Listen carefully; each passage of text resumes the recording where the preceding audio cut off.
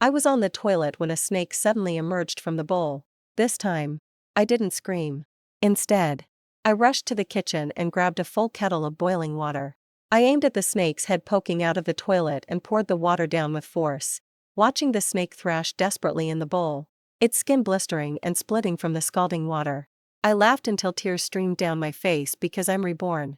I know this little green snake will one day become the family's favorite, my husband and son's beloved pet.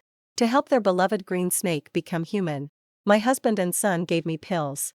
My limbs went limp as I watched helplessly, swallowed alive by the suddenly enlarged serpent. After my death, the green serpent took on my form, standing sweetly with my husband and son. When I opened my eyes again, I was back to that night when I found the green snake in the toilet. 1. After helping my son with his homework, I rushed into the bathroom. Who knew that as soon as I sat down on the toilet, I felt something in the bowl, cold and slimy, as if it were about to leap out of the water. Feeling a slimy chill on my skin, I jumped up from the toilet in fright. Turning around, I saw a sight that sent chills down my spine. A small, emerald green snake, about as thick as a thumb, slithered out from the toilet drain. A triangular snake head, flicking a crimson forked tongue, with half its body reared high, straining desperately upward. A chill shot down my spine, yet my hands instinctively flew up to clamp over my mouth. In my past life, I screamed and bolted out the moment I saw a snake dart out of the toilet. My husband rushed over upon hearing the news, but upon seeing the green snake in the toilet, he couldn't help but fall in love with it. Despite my strong objections, he kept the green snake at home, bathing and feeding it himself, and allowed it to bite me again and again. I tried to reason with him, explaining that snakes are cold-blooded creatures, and he shouldn't forget the lesson from the farmer and the viper. But my husband said I had no compassion, that I couldn't even tolerate a little snake. Fearing the snake might bite our son, I decided to divorce my husband and move out with our child. The night before the divorce, my son brought me a cup of warm milk. "Mom, I've noticed you haven't been sleeping well these past few days. Have a glass of milk and get some proper rest." I happily took the milk, but after drinking it, I collapsed to the floor, my entire body going weak. 2. Seeing me lying on the floor, a smug smile suddenly appeared on my son's youthful face. Then, my husband walked over to our son, holding the green snake, and patted the boy's head with a smile. "Good job, Xiaobai. Once Aunt Qingqing turns human, you'll have a new mom." Our son clapped his hands and cheered. "Great. Now that mom's gone, no one will nag me to do my homework all day." After saying that, he even reached out and affectionately stroked the little green snake, murmuring, "Aunt Qingqing, when you become human, you have to help me teach that homeroom teacher a lesson. She's always hitting my palms with a ruler. Will you bite that teacher for me, please?" The little green snake nodded and gently nuzzled the boy's cheek. Looking at the scene, how could I not understand what was going on? In my past life, I begged desperately, hoping my husband and son would let me go. I was willing to divorce my husband and give up the title of Mrs. Gu to that little green snake, as long as I could just survive. But Gu Qinzhao raised his foot and stomped hard on me, his voice dripping with malice as he said, "Let you go? What if you go out there and start blabbing, and little Qing gets taken away by the 749 Bureau because of it?" As he spoke, Gu Qinzhao crouched down, leaning close to my ear and murmured, "Besides, without your body, how could Zhao Qing ever become human?" I widened my eyes in terror. The next second, the green serpent coiled around him, slowly slithered onto me, transforming into a monster snake as thick as a barrel. In the final moment before my consciousness faded, I saw the giant serpent open its gaping maw towards me. With a single gulp, it swallowed me whole. 3. In my past life, after I died, my spirit lingered and drifted through the house. It was only after overhearing the conversation between my husband and son that I understood why they were so determined to kill me. It turned out that the green serpent had long cultivated into a spirit, but because it had consumed humans in the past, it failed its heavenly tribulation and was thus unable to assume human form. The serpent told my husband that if he could help her become human, she would lead him into the mausoleum of the first Qin emperor. Then, an endless trove of priceless treasures would make my husband an overnight billionaire, catapulting him to the top of the global rich list. My son, obsessed with cultivation novels, fell for the green serpent's lies. He believed that if I died, The serpent could take human form and guide him to immortality. But to my horror, the treacherous serpent, after seizing my body, immediately turned around and devoured both my husband and my son. As my consciousness returned, I saw the green serpent still desperately trying to claw its way out of the toilet. My eyes burned crimson with hatred as I slammed the lid shut with a bang. Suddenly, my husband's voice came from outside the door. What was that sound? Schwang schwang. Are you okay? The toilet lid suddenly burst open as a snake pushed it. And after falling down, it made a loud bang again. Husband pounding on the door outside. Schwang schwang. What's going on? Can I come in? I locked the bathroom door behind me, stomped onto the toilet lid, and urgently said to my husband, "It's fine. Don't come in. I just went to the bathroom and accidentally clogged the toilet. I'm unclogging it now." My husband has a severe cleanliness obsession. When he heard I had clogged the toilet, he didn't hesitate. He turned around and walked away. I let out a wry smile in silence. After so many years of marriage, I've long gotten used to Gu Chenzhou acting like a hands-off husband at home. My father was the same way. So I always thought that's just how men were after they got married. But in my past life, I saw with my own eyes how Gu Jingjiao doted on that little green snake, attending to its every need with the utmost tenderness. One summer, I was stir-frying in the kitchen, sweating buckets, and wanted to install a cooling fan. Gu Jingjiao said I was just wasting money. Yet in the blink of an eye, he spent a fortune to have a custom-made, temperature-controlled humidifier habitat built. All because the air at home was too dry and uncomfortable for the little green snake in winter. The washing machine at home broke down, and I wanted to get a new one. But Gu Jingjiao said, "My mom has always washed clothes by hand her whole life. Why are you so delicate? Can't you learn from her and wash by hand, too?" He had just scolded me for being delicate. But in the next moment, he was unzipping his down jacket with a look of pure concern, carefully tucking the green snake, who had snuck out to the balcony and nearly frozen, into the warmth of his chest. That's when I realized Gu Jingjiao wasn't incapable of doing housework. Nor was he incapable of being gentle and considerate. He simply gave his tenderness, care, and patient devotion to another woman. For recalling the terror and agony of being swallowed alive by a giant serpent in my past life, I hesitated no longer and dashed into the kitchen just as she picked up the kettle. Gu Jingjiao walked in, holding a teacup. "Honey, aren't you supposed to be unclogging the toilet? Why are you getting boiling water?" My heart pounding in my chest, I remembered that Gu Jingjiao was not only a neat freak, but also terrified of cockroaches. I deliberately covered my nose and said with a look of utter disgust, "There seems to be a nest of cockroaches behind the toilet. I'm going to get some boiling water to scald the nest. Honey, do you want to go take a look?" Gu Jingjiao's face paled slightly. He hastily took a few steps back and looked at me with revulsion in his eyes. "No need, dear. You know how much I hate things like cockroaches and rats." A cold smirk played on my lips. When he was with me, he claimed to despise cockroaches and rats in our past life to serve that green snake.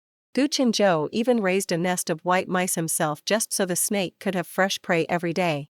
So, why wasn't he afraid back then? Watching Gu Chenzhou's retreating figure, I hesitated no longer.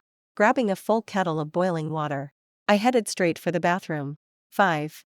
Suddenly a sharp scream from my son pierced the air from the bathroom. "Mom! A snake! There's a snake in the toilet!" "Ah!" Hearing his son's terrified scream, Gu Chenzhou rushed out from his study. My mind went blank with a buzzing sound. I quickly pushed past Gu Chenzhou, burst into the bathroom, grabbed my son's arm, and shoved him into Gu Chenzhou's arms. The next second, I reached back and locked the bathroom door. A frantic knocking sound came from outside the door. Honey, open the door. Mom, come out quick. There's a real snake in here." Hearing my son's tearful cry, my eyes instantly welled up. I've already made up my mind. Once I kill the snake, I'm divorcing Gu Chenzhou. But the son in this life, he hasn't been bewitched by the snake spirit yet. Perhaps I could give him another chance. But the condition is this snake must die today. I lifted the lid of the kettle, grabbed the toilet brush from the side, and flipped open the toilet seat with a loud clatter. A full kettle of boiling water was poured with precision onto the green snake. An emerald green little snake instantly scalded by boiling water. Its skin split open, its head scrambling into the toilet in humiliation. emitting guttural shrieks that sounded nothing like human voices. Clutching the toilet brush with both hands, I huddled tightly in the corner of the bathroom, bracing myself in case the green snake lunged out to bite me. Suddenly, the sound of keys jingling came from the doorway. "Don't open the door," I shouted, but it was already too late. Gooch and Joe took the bathroom key and unlocked the glass door. Seeing the small green snake in the toilet scalded by boiling water with its skin split and flesh torn, barely clinging to life, Gooch and Joe froze for a moment before fury erupted within him. "Bai Ling Xian. How could you scald it with boiling water? It's just an innocent little creature." My son, Dunyan Bai, burst into tears and shoved me aside roughly. "Mom, how could you be so cruel to animals? That's just heartless."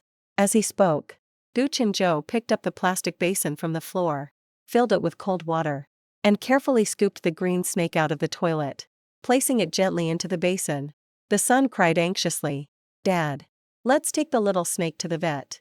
Right away, Gooch and Joe picked up the plastic basin, his gaze icy as he looked at me. "Darling, you've really gone too far this time. How could you mistreat an animal right in front of our son?" "All right, we'll settle this when I get back. Now, hurry up and drive the little snake to the vet." "Gooch and Joe, let's divorce." I cut him off, dropping the toilet brush and staring at him coldly. Gooch and Joe froze for a moment, then erupted in fury. "Bai Ling Xian, you're going to divorce me just because I saved this snake?" "Yes, all because of this snake." "Gooch and Joe, if you insist on saving that snake today, then we're getting a divorce." 6. My nearly resolute words left Gooch and Joe rooted to the spot. I know he's reluctant to divorce me. Or rather, what he can't bear to part with isn't me as a person, but me as his unpaid, even subsidizing, live-in maid. I've been married to Gooch and Joe for 11 years. For all these 11 years, I've single-handedly managed everything at home. The laundry, the cooking, the cleaning, and all the social obligations. All Gooch and Joe had to do was transfer me a fixed 4,000 yuan on payday every month. This 4,000 yuan has to cover everything for our family of 3. Daily necessities, food, utilities, property fees, water, electricity, and gas. We even have to squeeze out a little extra for gifts and social obligations with relatives on both sides. I've told Gooch and Joe more than once that 4,000 a month isn't enough. I asked him to give me a few thousand extra each year when the seasons change so we could buy clothes and shoes for the whole family. But Gooch and Joe just said that at work he wears the uniforms provided by his company, so he doesn't need to buy many new clothes. Looking at my son's faded, washed-out school uniform and the shoes he'd outgrown, I could only swallow my frustration. I started taking on house-cleaning jobs I found online, saving up some pocket money to buy clothes for myself and my son if he divorces me. Where else is he going to find someone who can take care of the kids, do his laundry, cook for him, and manage the household all for free? Watching Gooch and Joe's silent demeanor, I knew he must be weighing his options in his mind. Is it really worth giving up my free nanny for just a little snake like that? Suddenly, a seductive voice echoed in my mind. "Benefactor, I possess countless priceless treasures. Save me and I'll make you rich overnight, granting you a lifetime of endless wealth and luxury." Seeing Gooch and Joe's eyes suddenly light up, a chill ran through my heart. I know he's smitten. 7. Gooch and Joe made up his mind quickly and walked out cradling the little green snake in his arms. "Stop right there, Gooch and Joe. I said it. Me or the snake. You can only choose one today." I snatched the car keys hanging by the entrance and blocked Gooch and Joe's way. Standing firm in front of him, my son suddenly rushed at me, shoved me hard, and reached for the car keys in my hand. I slapped him across the face without hesitation. With a sharp thud, my son tumbled to the ground, clutching his face and staring at me in disbelief.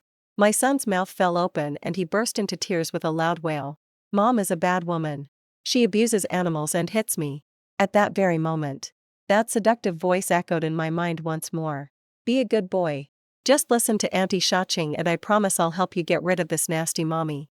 From now on, I'll be your mommy. You'll never have to memorize texts or do homework again. No more school.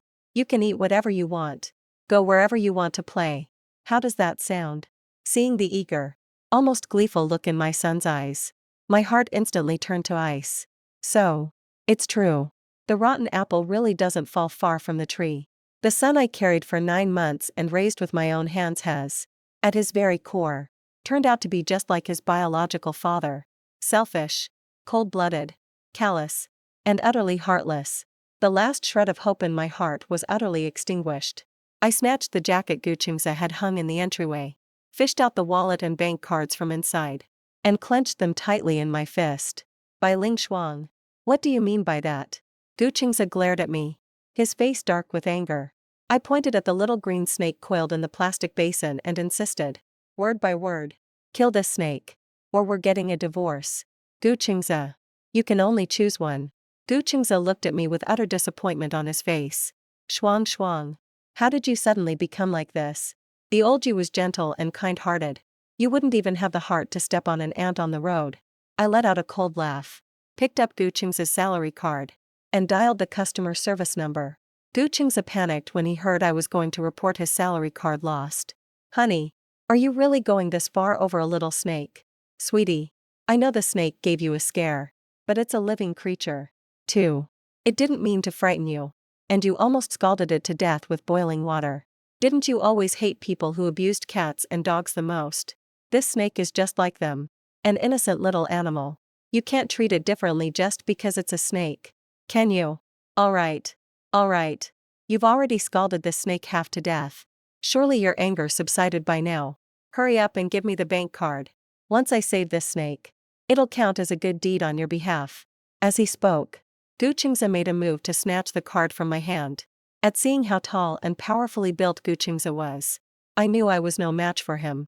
A flash of inspiration struck, and I suddenly sidestepped. With a clatter, I kicked over the plastic basin Guchingza had placed on the ground. The small green snake, its flesh torn and skin split, writhed frantically on the ground in despair. Its violent thrashing made the wounds on its body appear even more horrifying. Guchingza picked up the green snake with a pained expression. His face contorted as he shouted at me. Bai Ling Shuang. Are you even human? She's hurt like this. Where's your kindness? Your compassion? Fine. You want a divorce? Fine. Let's divorce. It seems he has taken the green serpent at its word, convinced that curing it will bring him the promised treasures and boundless wealth. Clutching the bank card tightly, I hurried into the study, searched online for a divorce agreement template, made a few quick edits, printed it out immediately, and slapped it down in front of Guchingza. Sign. Gu. Chinju quickly skimmed through the divorce agreement. Seeing that I had only asked for the family's sole car and the 100,000 from our joint account, he gave a light, dismissive snort, and signed his name without hesitation. Shuang Shuang. If you divorce me now, you'll definitely regret it. Regret. By the time he discovers the true nature of this green snake, it'll likely be him who regrets it most. 9. I tucked the divorce papers away. Then, right in front of Guchingza, transferred 100,000 yuan from our joint account to my personal one. Seeing me pick up the car keys, Guchingza quickly spoke up. We can give you the car, but Sha Qing is seriously injured. Could you please take us to the pet hospital first? I shook my head and looked at him with a cold sneer. Guchingza. For the sake of this snake, you'd even abandon your wife of 11 years. Do you really think I'd still be your dutiful, self-sacrificing housekeeper like before? Want to take it to the vet? Fine. You can call a cab and go yourself. Guchingza was at a loss with me. Seeing the snake had completely lost consciousness, he hurriedly scooped it into his arms and rushed downstairs to hail a taxi. Watching his anxious figure hurry away, I was suddenly reminded of the year I was pregnant that night. My stomach was hurting terribly. Feeling like I was about to give birth, I told Guchingza to drive me to the hospital immediately. He just glanced at his phone and said dismissively, "The internet says labor doesn't happen that fast. Just tough it out a bit longer. We'll go after I finish negotiating this contract with the client." Contractions grew more and more intense. Water broke. Yet, Guchingza locked himself in his study, completely ignoring my desperate pounding on the door and my dire situation. Left with no other choice, I finally dialed 120 for an ambulance. When he heard I'd actually called an ambulance, Guchingza flew into a rage. "We have a car right here. Why call an ambulance? Do you have any idea how much one of those trips costs?" That time, my heart was truly broken. After our son was born, I decided to divorce Guchingza. But just then, my in-laws arrived. My father-in-law kicked Guchingza to the ground, while my mother-in-law pressed a bank card with 200,000 yuan into my hand. Through tears, She begged me to give Guchungza another chance for the sake of our child. Looking at my son's innocent little face, I softened and forgave Guchungza. Yet, in the end, this very man drugged me with his own hands and delivered me into the serpent's maw. My mind cleared, and without another moment's hesitation, I grabbed my suitcase and began to pack. Since the snake has become a spirit, a mere pot of boiling water shouldn't be enough to kill it. I have to get out of here before Guchungza comes back with that snake. 10. As I pulled out my suitcase, my son suddenly walked over and ordered me. I'm hungry. Go make dinner now. And Dad and Aunt Xiaoqing must be hungry, too. Make a lot. And take some to Dad later. I smiled and pointed at the door. Gunyanbai. Didn't you say you didn't want me as your mother anymore? That you wanted that snake to be your new mom? Well, from now on, when you're hungry or thirsty, go find her. My son stared at me in shock, a flicker of panic suddenly crossing his face. Bai Lingxian. Are you really not going to take care of me anymore? Aren't you afraid I'll go hungry or get sick? And you haven't checked my homework today. Aren't you worried I'll have too many typos and get scolded by the teacher tomorrow? I shook my head, looking at him coldly. Gong Yan Bai. Listen carefully. From now on, I am not your mother. I won't be checking if you've eaten or if you've done your homework anymore. Out of the way. With that, I coldly pushed his small body aside, grabbed my suitcase, took the car keys, and walked away without looking back. In my past life, all I wanted was to keep him safe from that cunning, vicious snake demon. But what did he do? Seduced by a few sweet words from that serpent, he actually brought me a glass of drugged milk with his own hands. He just stood there and watched as his own mother was swallowed alive by that monstrous snake. In this life, I had decided to respect the fate of that father and son. Behind me came the sound of my son's heart-wrenching cries. But this time, I would not relent, nor would I look back. 11. Sitting in the car, I racked my brains, trying to figure out where I could hide from the snake's vengeance. I scalded that snake with boiling water, leaving its skin blistered and torn. Snakes are known to hold grudges. If it survived, it would surely come back for revenge. The memory of the terror and agony of being swallowed alive by a giant serpent in my past life made my whole body tremble, and my mind raced frantically. Suddenly, a chubby figure appeared in my mind's eye. I quickly grabbed my phone and dialed Auntie Pang's number. Hello, Auntie Pang. You asked me before if I had time to cover your shift for 3 months. Well, I'm free now. Is that position still available? Great. That's perfect. I'll come see you first thing tomorrow morning. After hanging up, I let out a huge sigh of relief. The plump auntie was someone I ran into at the market while I was picking up leftover vegetables. She's the cook at the Municipal Public Security Bureau's canteen and often goes to the morning market to buy fresh vegetables. I, on the other hand, with the meager allowance given by Gooch and Joe, frequently scavenge for vegetable scraps that vendors have discarded at the same market. Aunt Fat, feeling sorry for me, would always give me some imperfect vegetables she'd picked out from her grocery haul free of charge. A while back, Aunt Fat's daughter-in-law was about to give birth. She didn't want to lose her job at the police station cafeteria, but also wanted to take care of her daughter-in-law during the postpartum recovery period. So, she asked me to cover her shift for 3 months, promising that I'd get all her salary and benefits during that time. Back then, I was worried about my son having no one to help with his homework in the evenings. So, I asked Auntie Payne to give me a few days to think it over.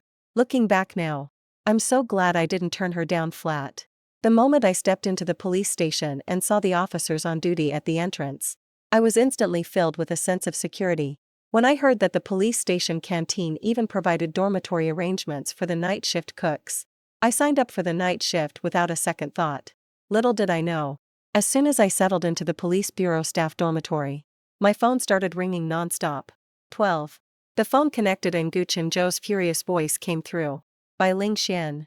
How could you leave your son home alone? Do you have any idea? Our son went the entire night without food. Didn't eat. Didn't bathe. And this morning, he didn't even go to school. What kind of mother are you?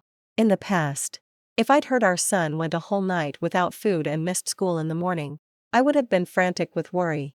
But now, I calmly set the phone aside, waited for Gooch and Joe to finish his tirade, and only then picked it up to say unhurriedly, Gooch and Joe, we've already finalized our divorce agreement. Your son was supposed to be yours. You're his biological father. Yet you don't even care if he lives or dies. How can you expect me to take responsibility? Gu Qingze was furious. Just because you're his biological mother, you have a duty to support your son. I scoffed. Didn't you find him a new mom? Let the stepmother take care of you. 2. Gu Qingze was taken aback for a moment. Then said defensively, "What new mother? Buy on my wife." I let out a low, chilling laugh. My voice like a vengeful spirit clawing its way up from hell. Gu Qingze. Last night. I heard it. 2. Every word that green snake said to you. A sharp crack echoed from the other end as the phone was slammed violently to the ground. I hung up the call with a burst of derisive laughter and promptly blocked Gu Qingze. 13. Working as a chef in the police station cafeteria turned out to be even more relaxed and comfortable than I had imagined. I don't have to stretch every penny like I used to. Our department's budget is generous, so I can buy fresher ingredients and cook them all kinds of delicious meals every day. No more daily school runs for my son. And no more juggling dinner prep while keeping an eye on his homework and poetry recitations. In my spare time, I started joining the officers at the station for runs and military-style boxing drills. My body, worn down by housework and childcare, gradually grew stronger day by day. Just then, my son's smartwatch rang, and I answered. Through his sobs. He told me his dad just orders him takeout every day, never checks if he's done his homework, and often oversleeps, making him late for school, where he gets punished by the teacher. Mom, I think the food made me sick. Dad says he doesn't have time to take me to the hospital. Please come home. Quick. The forced, theatrical quiver in his voice sent a chill straight through my heart. After pretending to agree and hanging up the phone, I opened the home surveillance feed. I had secretly installed this hidden camera earlier to stop my son from slacking off during homework. And I was the only one in the house who knew about it. Good thing I didn't take it down when I left. As soon as I opened the feed, my son's clear, bright laughter came through. Dad, if I trick Mom into coming back, does that mean I never have to go to school again? With one arm cradling his son, Gu Qingzhou gently stroked the green serpent coiled on his knee, his voice taking on a sinister tone as he said, "Once we trick your mother into coming back, and after your Auntie Qing can transform into a human, we'll have more money than we could spend in several lifetimes. When that time comes, forget about not going to school. I'll just buy the whole school and make you the principal." Gu Qingzhou spoke with boundless bravado, and his son, overjoyed, bounced up and down on the sofa shouting, "Perfect! If Mom dies, I won't have to go to school anymore. And I can even be the principal. Hee hee. Then I'll make my homeroom teacher give me a piggyback ride." Listening to my son's wild fantasy, I gave a cold, inward sneer and hurried toward the police station's reporting center 14. I deliberately pushed back the time I had agreed to come home by 2 hours. In my previous life, I didn't realize until after death that the green snake had been severely injured during its cultivation trial. Afraid to take human form again, it could only possess humans by consuming them, this time, without me as a scapegoat. I wonder whether the green snake will choose Gu Qingzhou or Gu Yanbai as its new host. My report to the authorities caught the serious attention of higher-ups. Soon after, several mysterious figures, disguised as ordinary citizens, accompanied me back to the neighborhood I once called home. The moment I opened the door, the sight before me sent a chill down my spine, and my legs turned to jelly. In the living room, the boy had vanished, leaving only a smartwatch on the floor. A colossal serpent, easily 2 stories tall, coiled in the center of the living room. Its massive triangular head reared high. Gu Qingzhou's legs below the waist had already been swallowed by the giant serpent. The serpent's belly writhed ceaselessly, straining to swallow Gu Qingzhou whole. Seeing me enter, Gu Qingzhou let out a piercing scream. "Wife! Shuang Shuang! Help me! Save me! Quick! Call the police!" I took 2 steps back, staring at him coldly, just as he had stared at me in my previous life, and said, word by word, "Gu Qingzhou, you're just a useless mortal. How can you possibly compare to a 1,000-year-old snake spirit like Xiaoqing? You should feel honored to serve as Xiaoqing's vessel, allowing her to become human. Gu Qingzhou, go in peace. When you die, Xiaoqing will use your body to live in this world for 1,000 years. 10,000 years. You should be thanking Xiaoqing. If she hadn't taken a liking to this body of yours, how could a mere mortal like you live for thousands of years?" Hearing my words, Gu Qingzhou went completely berserk. He struggled desperately, tears and snot streaming down his face. Honey. Schwang schwang. I was wrong. I beg you. For the sake of our marriage. Save me. Please save me. The air was thick with the cold, distinctive scent of reptilian blood. I looked up and saw Guchinjo. His face deathly pale, gasping out his final plea for help. The green snake's cold, vertical pupils glared at me with hatred. I knew it recognized me. So what? Because I had the full might of my motherland standing behind me. 15. I met the venomous glare of the green serpent without flinching. And in silence, I mouthed 3 words. Wait for death. The next second, a dozen heavily armed mysterious figures descended from the sky, their unknown weapons and spells striking the green snake. The serpent let out piercing screams, its mouth wide open, trying to spit out Guchinjo, whom it had already swallowed halfway. Guchinjo was being whipped about by the writhing serpent in agony. I heard the sickening crack of his ribs breaking with terrible clarity. He let out several agonized screams before he seemed to lose consciousness, his arms going limp. A few minutes later, the battle finally came to an end. A massive snake lay coiled and limp on the living room floor. I scrambled toward it, stumbling and crawling, desperately calling out for my husband and son. Hearing that his son was missing, the mysterious figure glanced at the swollen belly of the giant serpent, gave a command, and moments later, the serpent's abdomen split open, revealing a tiny body clad in overalls, its entire form severely corroded. My eyes rolled back, and I passed out instantly. When I opened my eyes again, I was already at the hospital, delivered there by a mysterious organization. Hearing that my husband and son were in the next room, I struggled to my feet and rushed in. On 2 beds side by side lay my husband and my son. My son's skin had been melted away by the giant serpent's gastric acid. He was swathed in bandages. His eyes were gone, and he was murmuring "Mama" unconsciously. My husband had 6 broken ribs. Everything below his waist had been corroded by the serpent's acid, leaving him paralyzed from the chest down. Lying in bed, the space where his lower body should have been was just empty. Seeing me appear, my husband's eyes lit up with a flash of wild joy. Honey, honey, you're finally here. I knew you couldn't bear to leave me and our son. I know I was wrong, but I'm innocent, too. I was just tricked by that sly snake spirit. Honey, please forgive me. Now that the snake is dead, I promise from now on, both I and our son will listen to you.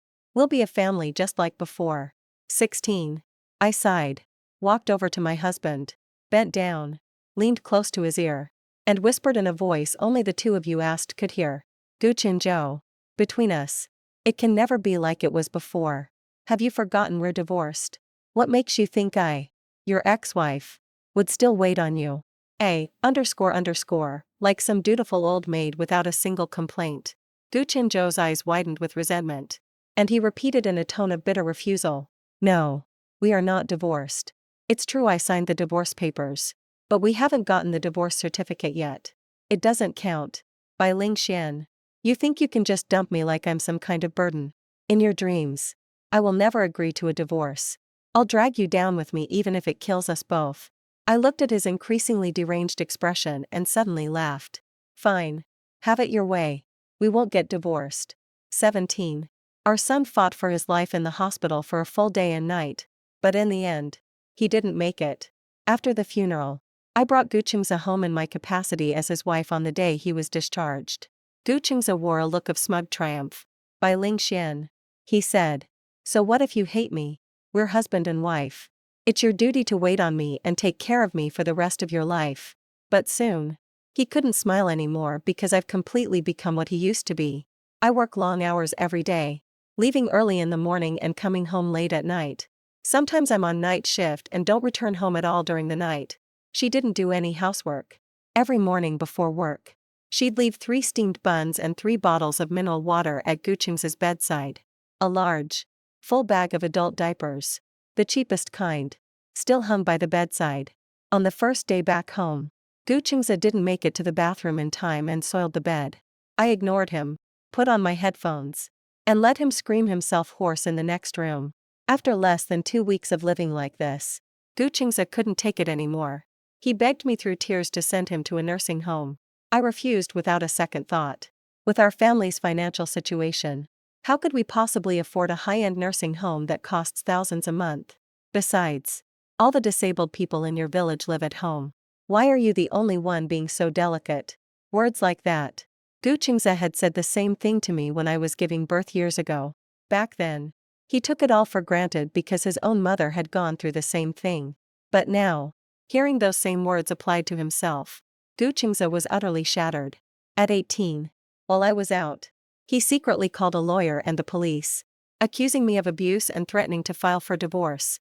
In front of the police officers, I showed Gu Qingzhe's bank balance and said with a bitter smile, "Officer, it's not that I'm neglecting him. The truth is, we have no money at home. My husband is a quadriplegic and his ongoing rehabilitation will cost a great deal. If I don't go out to work, who will support this family?"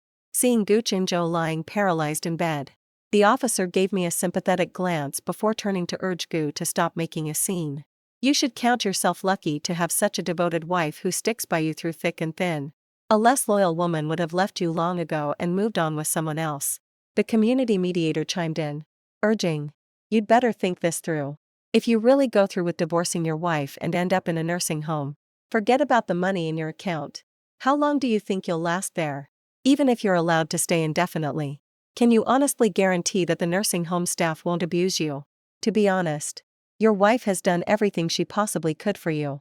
She provides for your basic needs, cooks for you, takes care of your daily life, and even works outside to earn money to support you. A woman this good is hard to find. Even with a lantern, you wouldn't be able to spot one. What more could you possibly want?" Seeing that mediation was hopeless, Gu Qingzhou actually secretly hired a lawyer and filed a lawsuit in court. This time, it was his turn to cry and beg for a divorce. But why should I divorce him? 19. I figured it out. As long as I remain Gu Qingzhou's lawful wife for one more day, I can legally torment him and make his life a living hell. Once he's dead, all his assets, including this house, will be mine later. Through one divorce hearing after another, I played the part of the devoted, unwavering wife who refused to abandon her disabled husband. I was so convincing that I moved the judge to tears on several occasions. Divorce is out of the question. Instead, every time I went to court, I'd print a giant photo of the green snake and stick it on the wall of Gu Qingzhe's room. Gu Qingzhe screamed in terror, and after several times, his emotions completely broke down. Then, one night, he opened his eyes in the dead of night and, in a daze, suddenly saw a snake slithering down the wall. Gu Qingzhe's eyes shot wide open in an instant, his breath freezing in his chest, completely petrified with fear. Later, after a police investigation, the so-called snake turned out to be just a fallen air conditioner power cord hanging from the wall. 20 After Gu Qingzhe's death, I inherited all of his estate. I sold our marital home, drove the car we bought when we got married, and moved to a remote town at the southernmost tip of the country. The local people are warm and hospitable, and prices are very reasonable. I opened a seafood noodle shop, and with the over 4 million left from selling my house, I could live comfortably in this small town for the rest of my life. In the season when spring warms and flowers bloom, many tourists came to town, and some guests laughed and joked with me. "Boss lady, I hear you Southerners love snake soup. Do you serve snake meat noodles here?" I grabbed the kitchen knife and slammed it down hard on the cutting board. "If you dare to arrest me, I'll dare to kill." The end. That's all for the first story. Don't go away. The next one is even more thrilling. My husband of 15 years had been cheating on me for 5 years and refused to divorce. So, I took him to court. In court, my 11-year-old daughter sided with my husband and his mistress, tearing me down and saying I deserved his infidelity, even though the divorce was final. My daughter's coldness left me utterly devastated. In a daze, I was crossing the street when a speeding pickup truck hit me, killing me on the spot. Given a second chance at life, I wasted no time. I filed for divorce immediately and kicked both of them out of the house. Later, during the Lunar New Year, she came begging at my door after her stepmother threw her out over a handful of cashews. I didn't even let her in. "One Mom, what's wrong with you? I clearly told you I wanted sweet and sour pork ribs." Sweet and sour pork ribs. Can't you understand a word I say? We had braised meatballs just yesterday, and now you're making sweet and sour meatballs again. What's going on? Also, why is it always the same dishes? I'm sick of them. Tion's family eats abalone and bird's nest with white fungus. I want to try some, too. Buy me some online. My daughter stood defiant, holding chopsticks and picking through the dish again and again, then eagerly licking the sweet sour sauce off the tips. Her eyes locked onto mine, brows furrowed into a frown just like her father's. I stared at her blankly. Those eyes, that mouth, that rotten temper. Along with all her little habits of putting me down and those ill-mannered behaviors she just can't seem to shake. It's none other than my spoiled daughter, Joan Ling. But how did she become so small? Indeed, the memory of my 11-year-old Joan Ling, who had shot up like a weed, was gone. In her place stood this scrawny little girl who looked no more than 5 or 6 years old. It felt like I'd just been hit at high speed. My head was dazed and fuzzy. I instinctively reached to touch my limbs, still mostly intact, as a dull ache from the old fracture throbbed faintly beneath the surface. I turned slowly, taking in the home I'd lived in for over a decade. My gaze fell to the apron tied around my waist, then drifted to the table. A classic 4 dishes and 1 soup spread. Tonight's menu: sweet and sour meatballs, vinegar-glazed cabbage, a hearty clay pot stew, garlic scallops, and a sweet longan and lotus seed soup. Memories flood back. This is the dish I spent 2 hours preparing. Joan Ling let out a soft TSK, snapping me back to the present. Mom, I'm talking to you. I'm about to start 2nd grade. Everyone else goes to England and France for vacation. But you guys just take me around the country. I'm Chinese. What's so exciting about that? I've only been abroad once in my life. And that was Thailand. What's so great about a bunch of trans people? Xiaoling grumbled as she kicked my chair, making a loud thumping sound. The angrier she got, the more she spoke until she suddenly twisted her foot and kicked me right in the shin. It hurt like hell. It was the sheer reality of the commotion and the pain that made me realize I might have truly been reborn. Heaven gave me a second chance to hold on to what matters and let go of what doesn't. Watching her now, completely ungrateful and lecturing me with such arrogance, I could only laugh in bitter exasperation. In my past life, I cut my business trip short and stumbled upon evidence of my husband's affair. Piecing it all together, I discovered he had been betraying me for a full 5 years. He started seeing that other woman when my daughter was just 5 years old. And she was persistent. A young woman who waited for him for 5 whole years. Panic, disappointment, despair, humiliation, and shame all swirled together, and I filed for divorce. Who would have thought my ex-husband would refuse to divorce me on the grounds that the mortgage isn't paid off yet? He doesn't want to split the debt with me, even though he knows he's the one at fault. I certainly can't take it all on myself. And he doesn't want his true love to suffer alongside him paying off the mortgage either. On the day we laid our cards on the table, he flew into a rage, slapped me across the face, and stormed off with a threat. Roman, let me tell you, when we finally pay off the mortgage, then I'll divorce you. Divorce. And give you your freedom. Dream on. You already know the truth. So, now I don't have to sneak around anymore. Let's just keep to our own business. I won't bother you. And you better stay the hell out of my life. Stop asking where I go. Sure enough, after that day, he blocked all my contact information, gave me the silent treatment, and never came back. With no other choice, I took him to court. At this point, how could I let the two of them keep making me sick like this? That's right. This is my first time in court. I'm filing for divorce. The indictment was sent to his workplace, leaving him with no choice but to accept it reluctantly. We arrived at the court on the scheduled hearing date, and to my surprise, he had even brought his daughter, who should have been in class at the time. I was both shocked and furious. Xiongrenjia, have you lost your mind? Why on earth did you bring our daughter to our divorce proceedings? Doesn't she have school? She's still so young. How could you involve her in adult matters like this? Or are you trying to make yourself even more of a disgrace by letting your daughter find out about your affair? Why don't you just bring your mother along? 2. While you're at it. My ex-husband let out a cold laugh and glanced at me sideways. Xiong Ling is 11 now and about to turn 12. I think she has the right to choose who she wants to be with and who she doesn't. His words sent a chill down my spine. Something bad was about to happen. Over the years in raising our child, like many ordinary families, we've consistently played the classic good cop, bad cop roles.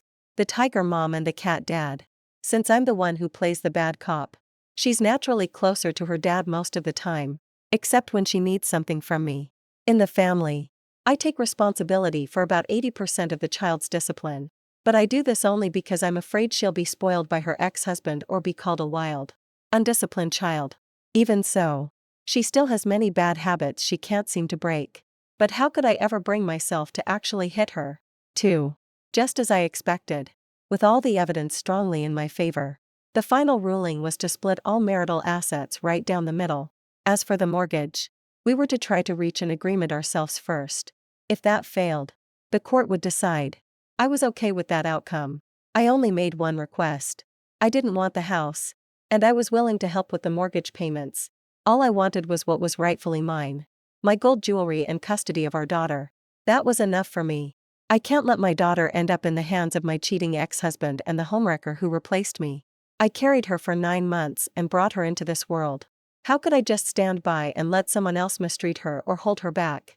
Before my ex-husband could even speak, my daughter, sitting in the gallery, couldn't hold back. She stood up, ignoring the attempts of those around her to stop her.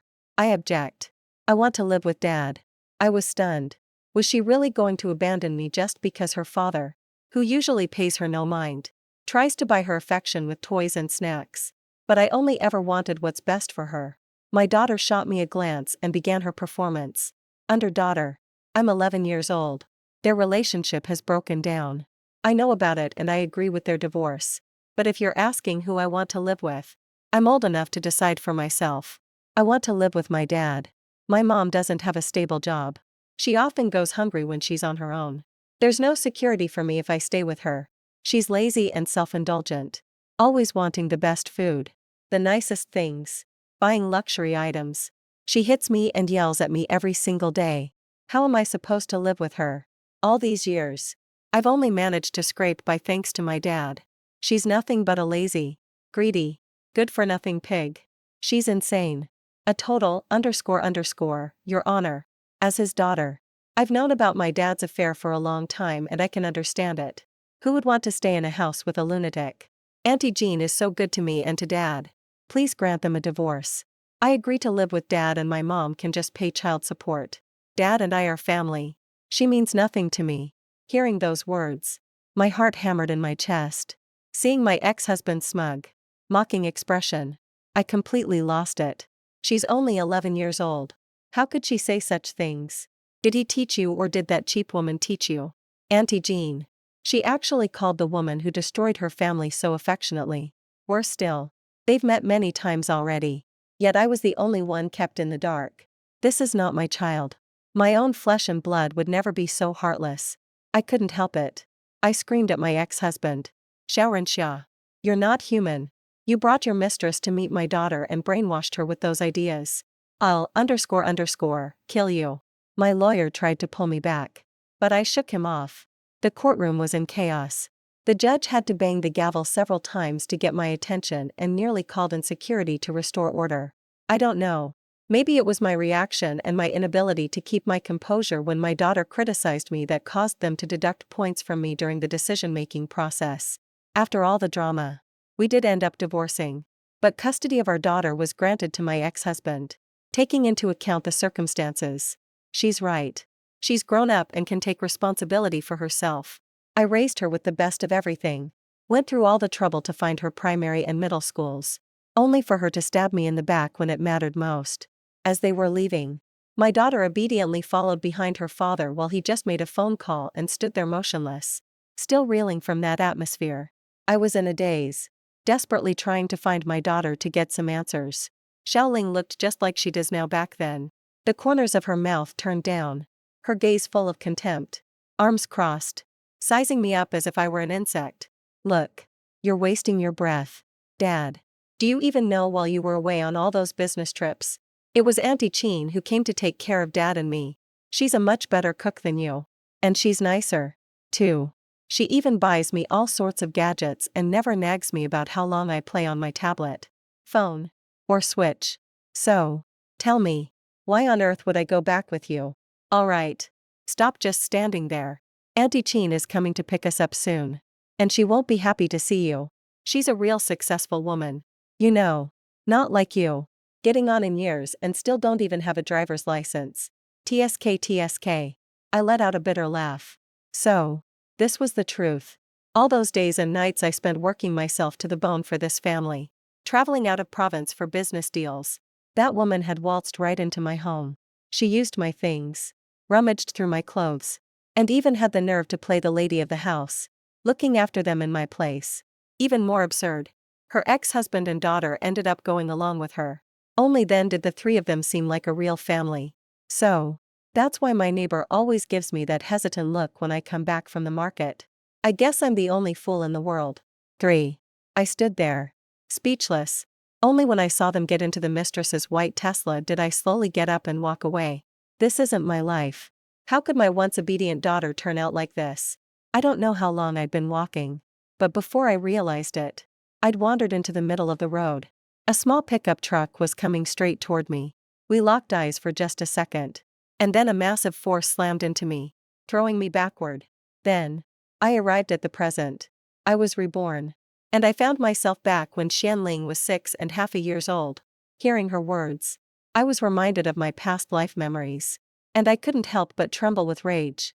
Since fate has given me a second chance, I'll make sure that those two scumbags and this little traitor who stabbed her own mother in the back all get their comeuppance in this life. Watching dogs fight is my specialty. Before Xianling could react, I snatched her chopsticks, smashed the porcelain bowl in front of her into pieces, and stared at her coldly. Eat it or get out. Who the hell do you think you are? Picking and choosing like that. I cooked this because I wanted to eat it. If you don't like it, figure it out yourself. Eat whatever you want. Or go check the bathroom if that's more your style. With that, I lowered my head, picked up some of the meatballs, and stuffed them into my mouth, devouring them ravenously. I married far from home, and these fried meatballs were made by my parents for the new year and vacuum sealed to send to me. If the supermarket downstairs hadn't closed and there were actually no spare ribs left, I wouldn't have used so many meatballs for sweet and sour sauce, just to let that little brat get a free treat. I ate and laughed, thinking how foolish I was. How could I even consider dying when there was still so much delicious food in the world? Just because those two were making such a fuss over it. It was the first time in my life, maybe even 2 lifetimes, that I truly lost my temper with her. And the first time I ever threw something. I was enjoying my meal so much that I naturally ignored Zhongling, who looked utterly shocked. Zhongling burst into tears with a loud wail, immediately grabbing her smart watch to call Zhongrenjia. Dad, where are you? Come home quick. Mom's gone crazy. She's hitting me. She's going to kill me. She smashed a bowl, too. There's broken glass everywhere. I'm so scared. I watched her calmly with a sort of detached amusement. I guess my motherly bias was too strong before. How did I never notice she had this talent for spinning such outrageous lies? And to think I actually tried to nurture her into someone successful. The one who's lost their mind isn't her. It's me. Listening to the suggestive sounds coming from the other end of the watch, I couldn't help but shake my head. He's off in his little paradise. What makes you think he'd come back? I was such a fool. They'd been carrying on together for so long. And I was completely in the dark. All those late nights at the office, the frequent business trips, the regular pattern of not getting home until after 10. The signs of the affair were there all along. Men's excuses are all cut from the same cloth. What? Yua, wait for me. I'm coming right back. Zhong Renjiao's voice came through, and I felt a little dazed. This was the man who, when pursuing me at work, had spun the most beautiful promises. Yet after I married him, bringing a 300,000 yuan dowry, he seemed to become a different person. The first year of our marriage was still okay, but from the second year on, we started arguing at the drop of a hat. After we had a child, the fights became even more frequent. To this day, we've been sleeping in separate rooms for 4 years. I had considered that he might not love me anymore, but I never once imagined he would betray me, let alone try to turn our daughter against me. 2. I quickly finished my meal, ignoring Zhongling glaring at me. Pouting, she stuck out her chin and said, I'd rather starve than eat food you made. I let out a burp, packed the leftovers into the fridge, quickly washed the pan, and then slumped onto the couch to watch TV, ignoring every move Zhongling made. She stomped around like a monster, making loud noises and crashing into things, hoping I'd notice her. But she was mistaken. To me now, she's little more than a human-shaped outline in the air, not even as significant as a cat or a dog. I picked up the laptop beside me and began my writing. Zhongling was right. I don't have a stable job. That's because I'm a professional writer. My pen name is Tangled Vines. And I'm a full-time contracted author who specializes in short horror stories and has even published books. I've been supporting Zhang Ling with the royalties I earn, covering all our daily expenses. Yet, in her words, I've somehow become a jobless, spendthrift housewife who's accomplished nothing. How ridiculous. For before long, Zhang Renjia returned. The sound of a key turning in the lock came from the doorway. I instinctively looked over and saw Zhang Renjia with a deeply unsatisfied expression. His collar, I'll ask you. Perhaps he had been interrupted. For he was seething with anger. The floor was a mess. And the moment he saw me, he started shouting and cursing. Roman, are you out of your damn mind? Stop scaring the kids with your tantrum. What's with smashing the furniture? Do you think you're made of money? You even scared Ling Ling into calling me. I swear to God, I could strangle you right now. He charged at me with his hand raised. And I didn't even bother to dodge. She complains that the 4 dishes and 1 soup I cooked are bland and tasteless. And that you didn't take her to England or France. She can't tell right from wrong. I'm teaching her a lesson. As for her complaints, my response is, if it's not tasty, don't eat it. If you've got a problem with it, don't eat it at all. I'm her mother. How dare she tell me how to do things? And you? She says you're not capable. That you didn't take her on international trips. What's your take on that? I typed while asking Jean Ranji. He was a bit dazed, but still instinctively glanced towards Jean Ling. Is that what your mother said? Is this how you talk to us? Jean Ling was terrified. She tearfully denied it, saying I was talking nonsense. Yet, she offered no defense for herself. Well, what does a 6-year-old even know? Jean Ranji suppressed his anger and spoke gently to Jean Ling, persuading her to apologize to me. He told her she must never treat her parents like that again, that it wasn't easy for us to earn money, and that she needed to learn what it means to be considerate of adults. His words did the trick. Though reluctant, Jean Ling apologized to me. Looking at that fluffy little head, I couldn't help but let out a disdainful snort. I don't deserve this apology. Hasn't she hated me since our last life then in this life? I'll just make her hate me even more. If I don't personally shove her into Jean Ranji's arms, then my name is Aluo. I want to watch father and daughter turn against each other. I want to see with my own eyes if that Auntie Jean she talks about can truly treat her like her own. If she can, they can have my head to kick around like a football. I gave a cold, clipped Aunt Mom, and turned away. You're old enough. Go clean up the mess on the floor. The broom's in the kitchen. Sweep it up. Finish tidying. And then go to bed. Jean Ranji stared at me in disbelief. What's gotten into you today? There's a limit to throwing a tantrum. Okay. She's only 6. How can you make her clean up broken glass? What if she cuts herself? I looked at him like he was an idiot. We could cook a meal by the time we were 6. So, what's the big deal about her taking out the trash? Is she missing a nose or an eye compared to us? If everyone else can do it, why can't she? Does she think she's some kind of princess? Xuanling's stubborn streak kicked in. She wiped her tears and headed for the kitchen.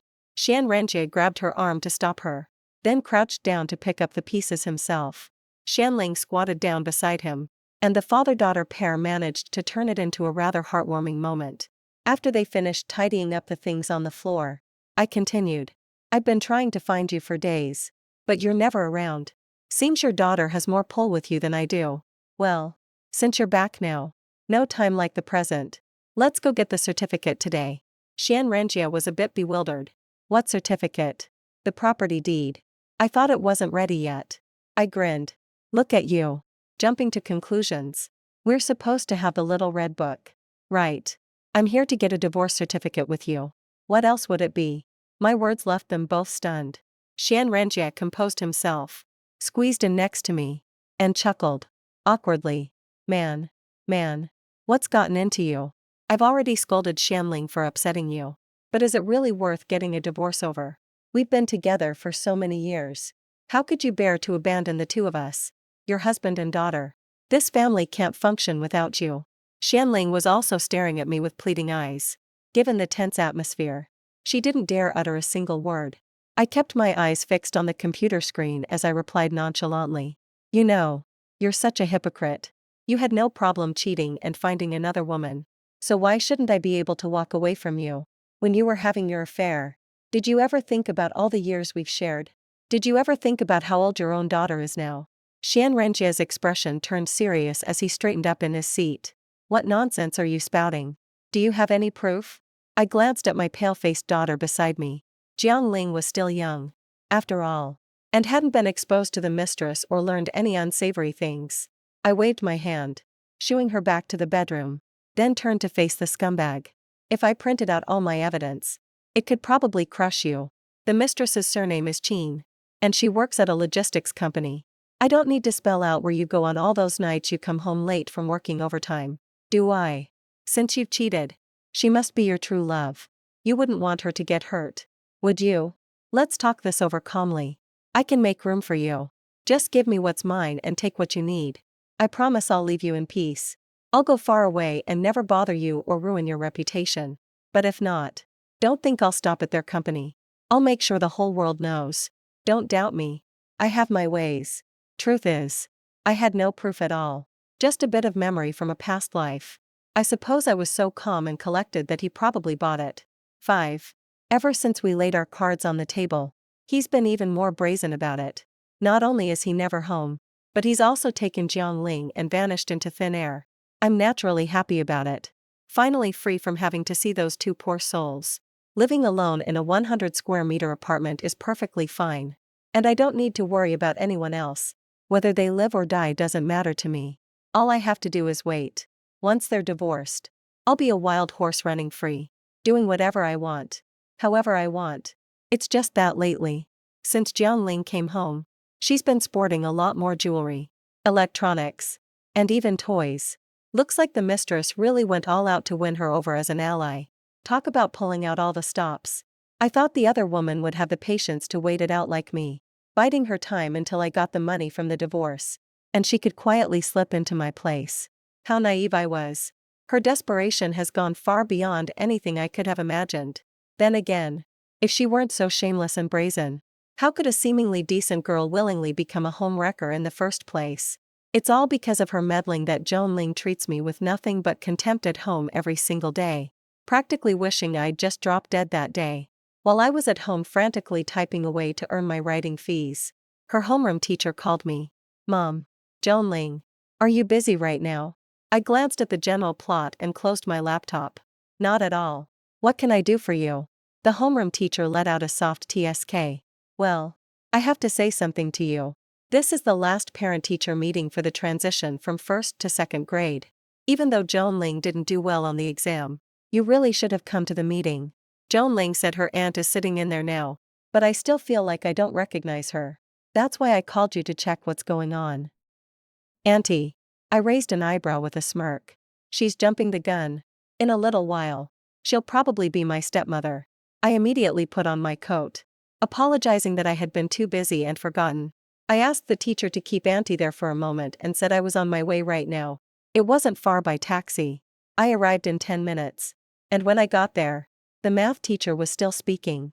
I glanced at Joan Ling sitting obediently with her head bowed in the back row, then at the young woman occupying her seat, whose restless eyes were sizing up the other fathers in the room. Some things never change. A leopard can't change its spots. She was so desperate to climb the social ladder that she'd even waste her own time attending another person's child's parent-teacher conference. What a truly admirable dedication. I knocked on the door and pushed it open to enter. Sorry, teacher. I'm Joan Ling's mom. I'm late.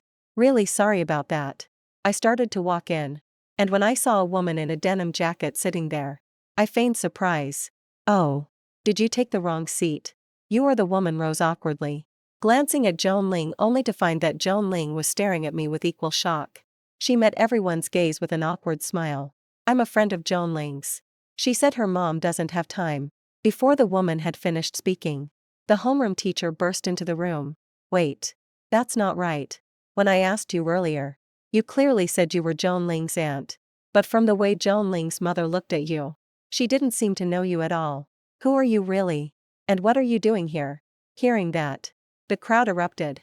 Many furrowed their brows and began criticizing her. How could a child have such an old friend? At least make your lie sound believable. Who is this strange woman?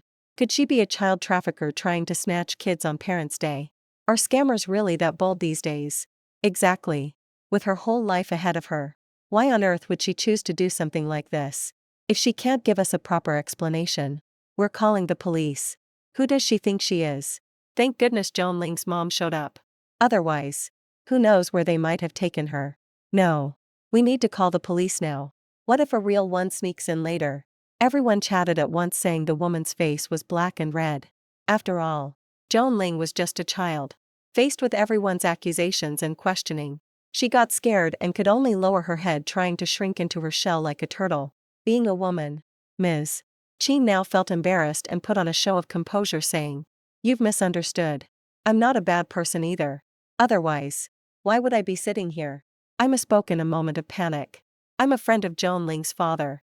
He said they were all too busy to come, so he asked me to come instead. Well, since you're here now, I'll be on my way. With that, she picked up her bag from the table and made ready to bolt. Oh, I said, the realization dawning on me. Oh, so that's how it is. I didn't even realize I was too busy to attend my daughter's parent-teacher meeting. I actually have to get someone else to go for me, or are you closer to her father than I am? Everyone being adults, they could pretty much guess what was going on when they heard that. And their gazes toward her grew noticeably more disdainful. Flustered and furious, she tossed out a "You've got it all wrong" before bolting out the door. I murmured an "excuse me," and calmly took my seat. What a joke. I'm not the one who cheated and has no shame. So why on earth should I be the one feeling embarrassed? The only thing is, with me making a scene like that, the ones left looking like fools are Zhang Renjia and Zhang Ling. But what does that have to do with me? Sex. Zhang Renjia swallowed his anger and didn't make things difficult for me. But I can't let it go. She's pushing her luck right under my nose. Showing up at my daughter's parent-teacher meeting as the other woman. That's not just insulting me. It's a slap in the face. I've been quietly gathering evidence of their secret rendezvous and affair. Snapping covert photos of their intimate moments. Like a private investigator. All to give them a special surprise at just the right time. I even managed to find out where Qin Shu works. Just a small-time accountant at some logistics company. She doesn't even make a fraction of what I earn from my writing each month. What on earth does Zhang Renjia see in her? Is it just because she's young? Shaking my head, I dragged them into an encrypted folder and set an impossibly long password. One that only I could ever crack. While mindlessly scrolling through a local app, I happened to see a college student in the same city posting about looking for part-time work to earn some money with a "let's make it happen" attitude. I messaged him privately. My only request was to take revenge on my enemy. And once it was done, I'd pay not just 100, but 500 if needed. Who am I to be anything else? As long as I can mess with those two, I'm happy. I didn't mention the mistress because I was afraid Zhang Renjia would suspect it was me who did it. If he did, our divorce probably wouldn't go as smoothly. The fragile college student agreed readily, even looking eager to give it a try. I sent him the basic information and all I got back was an okay emoji before he went completely silent. It dragged on for a whole week. So long I almost forgot it ever happened. One night, my phone suddenly started dinging and a college student sent me photos of graffiti on Qin Shu's white Tesla. A large demolished painted on the car with ___ and ___ written on both side doors. Moreover, he had a banner made and hung at the entrance of Qin Shu's company which read, "Qin Shu, you shameless ___, having threesomes and cuckolding me. Your wickedness deserves death." I laughed so hard my stomach hurt. Happily transferred the money. And finally asked him if he'd left any evidence. The college student said smugly, "I always pick spots with no cameras at night. So don't worry. Even if she reports it, they won't catch me. Hey, it's been great working with you. If you need something like this again, just hit me up. You won't be disappointed." I nodded, suppressing the satisfaction rising in my chest. It wasn't so simple this time. The next day, I guess Qin Shu found out and told Zhang Renjia, who then called me directly. "Roman, how can you be so vicious? You're the one who vandalized Qin Shu's car and put up that banner, aren't you? Her white car was spray painted all over with __, and scumbag. I already agreed to the divorce and you've driven her to the point of suicide. What more do you want? Listen. If she dies, our divorce is off. Forget about it. I'll drag this out and ruin you." I was completely stunned. "Qin Shu, what's that? That movie? The one by Shunji Yi?" Jiang Renjia's voice faltered. "Stop playing dumb. You son of a, underscore underscore, Qin Shu is my girlfriend. The anti-Qin Zhongling talks about. If you've harmed her, I'm calling the police. I laughed. You're the one who's sick. I've never seen someone so brazen about cheating. Qin Shu. Huh. What a waste of a pretty name. And for the record, if I were the one spray painting, I'd target the homewrecker and the family destroyer. Why would I spray, underscore underscore, I'm not the one dating her. You say it was me. Where's your proof? Go ahead. Call the police. What's this call for? A process of elimination or an attempt to get me to incriminate myself? Forget it. If you're accusing me, you'd better have evidence that I did it. If not, I've recorded this and I'll sue you for slander. Instead of wasting your time here with me, why don't you ask your dear girlfriend how many guys she's been with before you and who's getting their revenge now? It's ridiculous. I've never seen the perpetrator harass the victim. If you call me again to curse me out without knowing the facts, I'm calling the police. I'm not bluffing. There's no feeling between us anymore. To me, you're just a stranger. Am I supposed to just take it when a stranger points a finger in my face and yells? I finished my tirade and hung up the phone without waiting for Jean Rengier's reaction. All these years, I've been at ease because of my competence and because he's such a self-righteous person. He would surely use his own proud competence and sixth sense to rule me out. Besides, he only has suspicions. Where would he even find proof? Sure enough, they swallowed their pride and never bothered me again. I've gotten that off my chest and I haven't really gone after them since. Qin Shu has become a social pariah at the company. I heard she's lost her appetite and dropped 6 or 7 pounds in just a few days. If she's still showing up to work, it's probably not just because she'd starve without the money. She must have a pretty thick skin, too. As for Jean Ling, it seems the incident at the last parent-teacher conference completely humiliated her in front of the whole class. The kids she used to be close with don't play with her anymore. She comes home looking defeated every day. I can't tell if she's being bullied at school or what's going on. In any case, she's speaking less and less and the time we spend together keeps getting shorter. There were a few times she tried to reach out to me, even coming to my room with her own pillow and blanket to sleep with me. But I turned her away every time. After that, she never sought me out again. Sometimes I'd think to myself, she is my daughter after all, and treating her this way doesn't sit right with me. But the moment I remember her contemptible expression in the courtroom from my past life, how she relentlessly coveted the compensation money from my fatal accident that was meant for my parents, and even the death benefits for her own grandparents, going so far as to travel across cities repeatedly to demand, snatch, and hurl insults at my mom and dad, I instantly quashed that flicker of pity that had so reluctantly surfaced.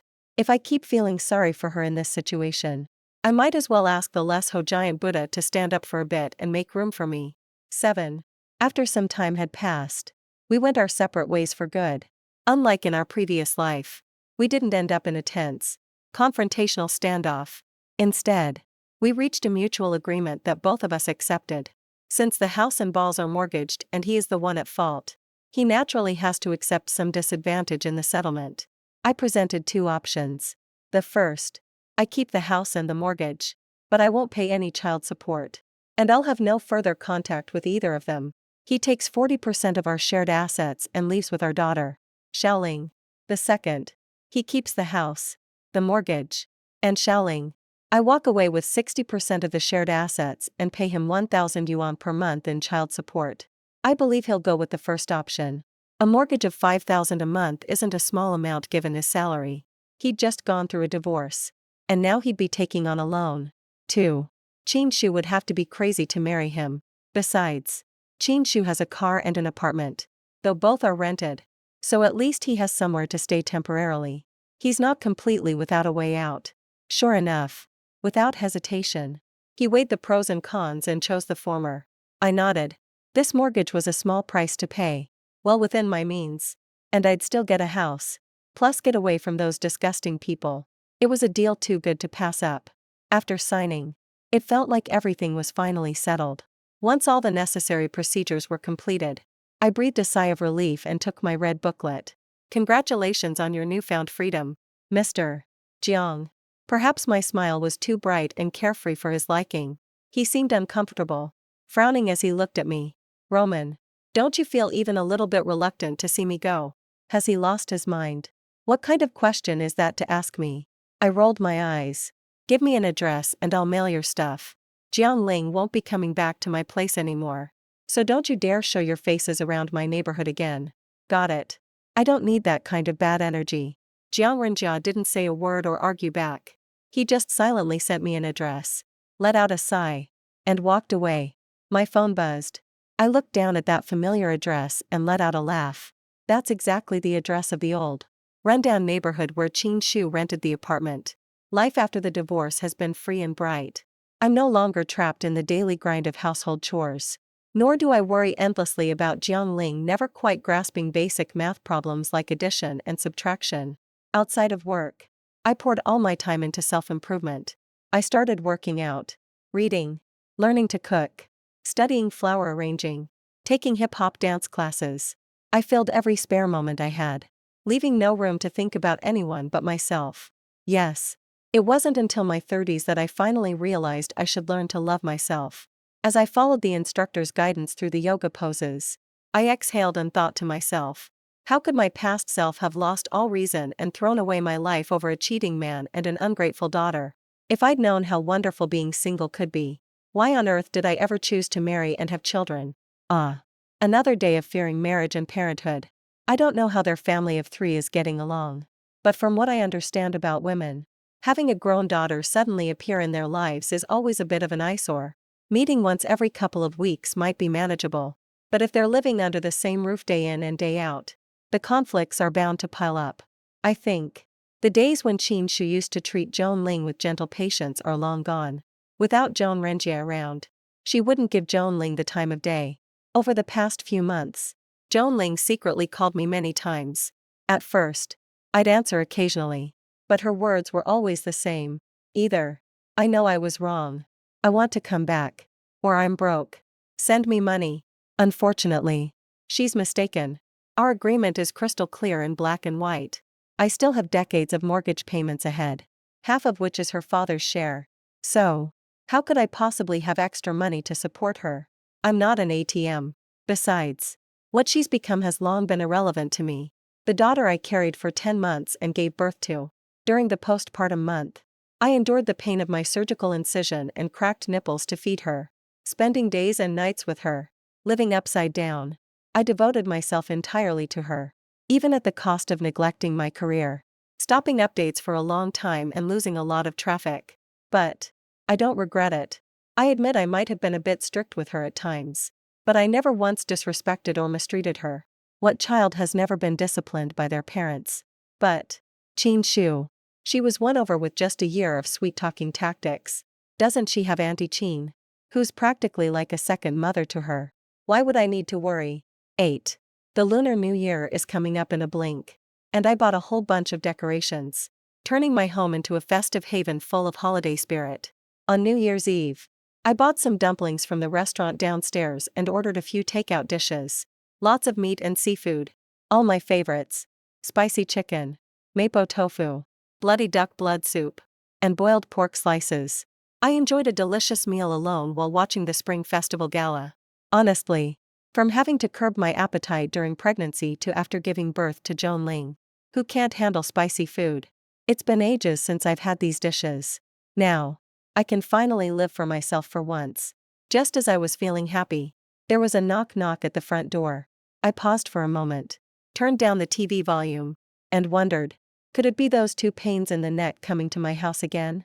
I peeked through the door, and sure enough, it was Joan Ling.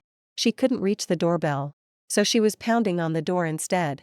I didn't answer for the longest time, just as she couldn't take it anymore and was about to leave. My voice finally came through. What are you doing here at my place instead of staying home for the new year? Joan Ling threw herself against the door and burst into tears. I have no home anymore. Mom. I have no home. That woman is pregnant. And they don't want me now. My heart skipped a beat. Qin Shu never cared much for Joan Ling to begin with. Now that they're having their own child, her life is only going to get harder from here on out with memories from my past life mingling in. I let out a sigh tinged with complicated feelings. Ling Ling. You should have known this was coming the moment you chose them. It was a done deal. From now on, their affairs have nothing to do with me. Don't come here again, or your father will think I'm putting ideas in your head. I had no intention of opening the door for her. Nor did I plan to show her any sympathy. As I said, even if she doesn't understand these things, she must realize that there's only one person in this world who will ever truly love her. And that's her own mother. Maybe in my previous life, after I died, Joan Ling met the same fate. But I don't know for sure. But Joan Ling had no intention of leaving at all. She leaned against the door frame and slowly slid down to her knees on the floor. Mom, I know I was wrong. You don't know. Qin Shu is a bad woman. All the kindness she showed me before was just an act. Through her tearful, rambling account, I pieced together a complete story. The day after our divorce, he and his daughter moved into Qin Shu's place. It was a small partitioned apartment with no living room. Just a kitchen and 2 bedrooms right when you walked in. The catch. The only bathroom was inside the main bedroom. Every time Shon Ling needed to use the bathroom or wash up, she had to knock first. Only after Qin Shu slowly roused from sleep would she open the door. Radiating heavy morning grumpiness, Shon Ling had to leave for school earlier than Qin Shu. So, her daily routine inevitably disturbed Qin Shu's sleep. After this happened repeatedly, Qin Shu finally snapped. She shoved a small chamber pot at Shon Ling and locked the door for good. She could only relieve herself, but couldn't brush her teeth or wash her face. She went to school every day looking disheveled with a faint, unpleasant odor on her breath. Her classmates kept an even greater distance, and many took the opportunity to mock and bully her. This was merely the tip of the iceberg. After losing his house, Shon Renjie could no longer stand tall in front of Qin Shu. Qin Shu frequently got angry and argued with him, leaving him to apologize and make up for it. Shon Renjie, caught up in the moment, readily agreed and soon carried her off, murmuring and nestling her. The two completely ignored Shon Ling standing nearby, and on several occasions, even rolled together right in front of her. After the initial affection, in front of Shon Renjie, Qin Shu, trying to play the role of a good stepmother, kept ordering takeout and high-calorie foods every few days. Nothing like my previous balanced meals with meat and vegetables and 4 dishes with 1 soup, which were far healthier. Shon Ling was sent straight to bed after dinner, and over time, she gained dozens of pounds. The extra weight seemed to drag her down, stunting her growth and even causing her to mature early. Before long, Qin Shu began experiencing morning sickness, and tests confirmed she was 4 weeks pregnant. The happiest person was Jiang Renjia. For years, he had longed for a son, and unexpectedly, he finally found it with his girlfriend. Speaking of it, when he found out I had given birth to a daughter, he didn't show much disappointment. But when it came to naming her, he just changed one character from the name he'd originally chosen for a son, Jiang Ling, to Jiang Ling, and gave it to the girl. Ever since she found out she was pregnant, in her eyes, Jiang Ling could do nothing right. Even breathing seemed like a mistake. If she got up with a bit too much noise, she was accused of trying to startle Qin Shu on purpose. If she stayed up late studying, she was blamed for keeping Qin Shu from resting. Even her simple desire to eat light, home-cooked meals instead of takeout was met with Qin Shu pointing a finger and shouting at her. "Are you out of your mind? You want me, a pregnant woman, to stand in the kitchen fumes cooking for you? I think you just don't want me to give you a little brother. Afraid you'll lose your dad's attention. Jiang Ling, how come I never realized you were this kind of person before? Selfish and greedy, just like your mother." Jiang Ling burst into tears, complaining to Jiang Renjia, but he merely stared at her with cold indifference. "Your aunt is pregnant, so her moods are bound to be unpredictable. Don't provoke her. Here's some money. Buy whatever you want to eat yourself. You're old enough now. You shouldn't always rely on adults. It's time you learn to be independent." Jiang Ling took the money and was about to leave when Jiang Renjia called her back. "Oh, and one more thing. I know about how you gave Roman a hard time over a meal back then. Your Aunt Qin is different from her. The first trimester is a critical period. If she comes back and tells me you've been giving her a hard time, I'll have your hide." Jiang Ling was devastated. She had never imagined that her father, who had always favored her, would say such things. Every night, she would spend the hours crying, listening to the sounds of laughter and joy coming from next door. 9. She paused, then vented to me that her running away from home this time was all because of a handful of cashews. I gasped. The things on my table were things she never even glanced at on a normal day. Even if I were to scold her, when would I ever berate her over a few cashews? Let alone encourage my ex-husband to throw her out of the house. I clenched my fists. No wonder people say if there's a stepmother, there's bound to be a stepfather. This is already bad enough. And we haven't even gotten married yet. God only knows what it'll be like after the baby's born. On New Year's Eve, they also set out the traditional fruit platter that every household keeps, with small compartments holding treats like pistachios, cashews, and almonds. Xiongling first nibbled on some sunflower seeds, but found them too salty. After gulping down a glass of water, she started munching on cashews. Being young and at home, she didn't bother with formalities. Finding it tedious to pick them up one by one, she simply reached in and grabbed a handful. How big can a child's hand be? I figured that handful couldn't have been more than a dozen nuts. And there was still half the grid left empty. She could just put more in. But Chinxiu wouldn't have it. With a clatter, she threw the handful of nutshells she'd been clutching all over the table and turned to glare at her father. Xiongrenjia, is this how your family raises a daughter? Has she never seen a cashew in her life? Doesn't she know to serve her elders before helping herself? Did you know your son just kicked me? He said he wants some, too. She's about to finish them all. So, what's your son supposed to eat? And who will you blame if your son ends up malnourished? Xiongrenjia shot a reproachful, angry look at Xiongling. Look at you. What's wrong with you? Why are you so greedy? Go back home now and stop bothering your little brother. Then he turned his gaze to Chinxiu. Don't worry, sweetie. There's still plenty left. I'll get it for you. Take your time eating. Xianling didn't know where the sudden temper came from. She flung the cashews back with a snap. I'm not eating anymore, she said, then stood up to leave. Qinshu was even more furious, feeling as if she was being provoked. She grabbed the tray of cashews and flung them all over the floor. Xianling, are you done yet? You want to eat? I'll give you the whole damn lot. You're not sleeping tonight until you finish it all. Even if your mouth gets sore and blistered, you'll keep eating. She roared like a madwoman, terrifying the father and daughter. Xianrenjia was the first to snap out of it, but he instinctively slapped Xianling. Apologize to your aunt right now. What's gotten into you? Is this how your mother taught you to behave? Look how upset you've made her. If anything happens to the baby in her belly, I swear I'll end you. You little brat. Xianling took the full force of the slap, clutching her burning red cheek. She let out a furious cry and bolted out the door. I won't apologize. I did nothing wrong. You're not my father. And that's how she ended up at my place. An awkward silence fell. I didn't speak. And neither did she. After a long while, Xianling suddenly spoke up. I know I shouldn't have come. And I know I was wrong before. But I really can't go on living. Mom. I'm so full of regret. Please. Take me with you. I promise I'll listen to you from now on. Okay. Truth be told, my heart softened. After all that drama, she finally understood my disappointment. And I had let her stew in her own juices for a while. Every time my heart softens, a dull ache always stirs within me. A reminder of my past life. A person shouldn't stumble over the same stone twice. If she could betray me once in a past life, there's no reason she wouldn't do it a second time in this one. With a soft creak, I pulled the door open just a crack. Xianling's eyes lit up. Mom, does this mean you've forgiven me? The door opened just a crack. I passed out a bank card and an unopened bag of cashews, then shut it again. I was saving this money for your dowry, but I suppose I'll give it to you now.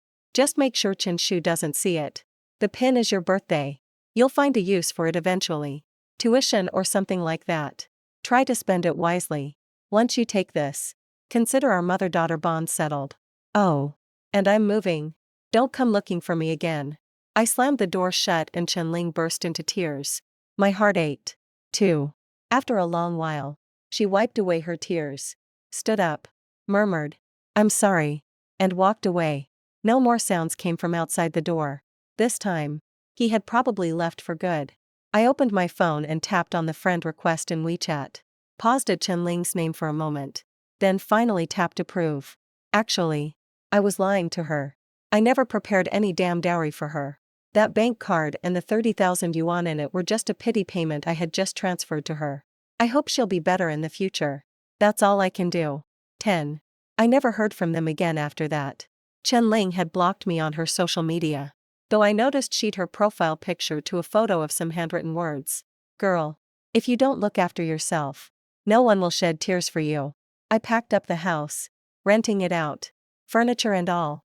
to a family of 3. I shipped a bunch of my scattered belongings to my parents' place and, in the end, boarded the bus home with just a few suitcases to my name in this city.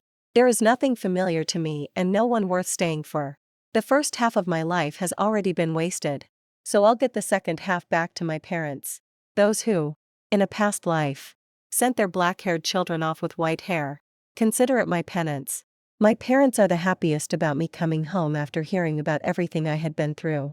The infidelity, my daughter's betrayal, the divorce from Chenrenjia, and cutting ties with Chen Ling. The words of advice they were about to offer turned into nothing more than a heavy sigh. My father took a drag from his cigarette and let out a deep, weary sigh. Come home whenever you're ready. You're our daughter. Whatever you decide to do is fine. Your mother and I will always be on your side. I gave a solemn nod, blinking back the tears that had begun to well up in my eyes. Life at home is lazy and comfortable. It feels like I've slipped back into my premarital days of being waited on hand and foot, even though I'm now a middle-aged woman pushing 40. My writing even made it into the top 3 on a certain platform's charts, and my daily revenue stream has doubled in my spare time. I stirred up a little trouble. I secretly sent the evidence I'd gathered of Jiang Ranjia and Qin Shu's affair to their respective company email addresses, 1 copy each, eagerly awaiting the fallout. Jiang Ranjia could figure out it was me without even thinking. I'm the one who cost both him and his wife their jobs. And now they're planning to come cause a scene at my place. Little did he know, the person renting my place had some underworld connections. On the very day he showed up, the tenant already tipped me off, saying some guy had come around causing trouble.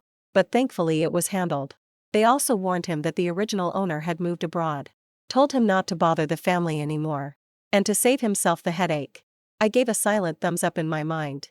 Nicely done. Just as I'd expect from a tenant I vetted so carefully. Since they handled it exactly how I would have wanted, I went ahead and lowered their rent a bit more. Life settled into a quiet routine. I went about my own business while filming vlogs of my daily life at home with my parents and posting them online, which ended up gaining me a small following. The first person to follow me had the username Little Belle, and her profile picture was a little girl holding an umbrella by herself. I think I know who she is now. Many years later, when I heard from them again, I already knew how all their stories ended. It seems none of them had been doing well. Jiang Ranjia and Qin Shu got their marriage certificate. It was his second marriage, and he didn't want a ceremony. But Qin Shu insisted. They ended up throwing a big banquet with lots of guests, including many of our mutual friends, though some probably just went to see him make a fool of himself. Heaven granted his wish. Qin Shu eventually gave birth to a son. However, the baby had a congenital condition. He was born with a cleft lip. Even though surgery could fix it later, the two of them constantly tore into each other over it. One blamed the other for bringing bad luck, while the other shot back that it was karma for his earlier infidelity. Qin Shu's life had become a living hell, long past the point of caring. She cut ties with Chenrenjia, dropped out before finishing middle school, and went to work. I heard he's partnered with someone to open a bubble tea franchise now, and business is doing all right. I sighed. Even if Chenrenjia made a mistake, Chen Ling shouldn't have ended up like that. She could have gone to school smoothly under my arrangements. I would have even pulled strings to get her into the best middle school and high school step by step. She could have gotten into university through her own hard work, gone on to do what she wanted, and become the person she wanted to be. But she brought all of this on herself. That's probably what they call one wrong step leads to a chain of mistakes. And after 2 decades of caring for my parents, my father, in his 90s, has finally passed away peacefully. I informed Chen Ling. And at his funeral, Chen Ling, in his 20s, also attended. I'm getting on in years, with a few silver strands in my hair. Yet I've never settled down with anyone all this time. It's not for any other reason. I'm just afraid that if I end up with someone else and have a child with them, what if everything I've been through turns out to be just a dream? How would I face my second child then? I can only rest easy if we nip these in the bud before the coffin. Chen Ling knelt for a long time, weeping silently, her mouth ceaselessly calling out Grandpa. The mourners wiped away their tears in heavy silence.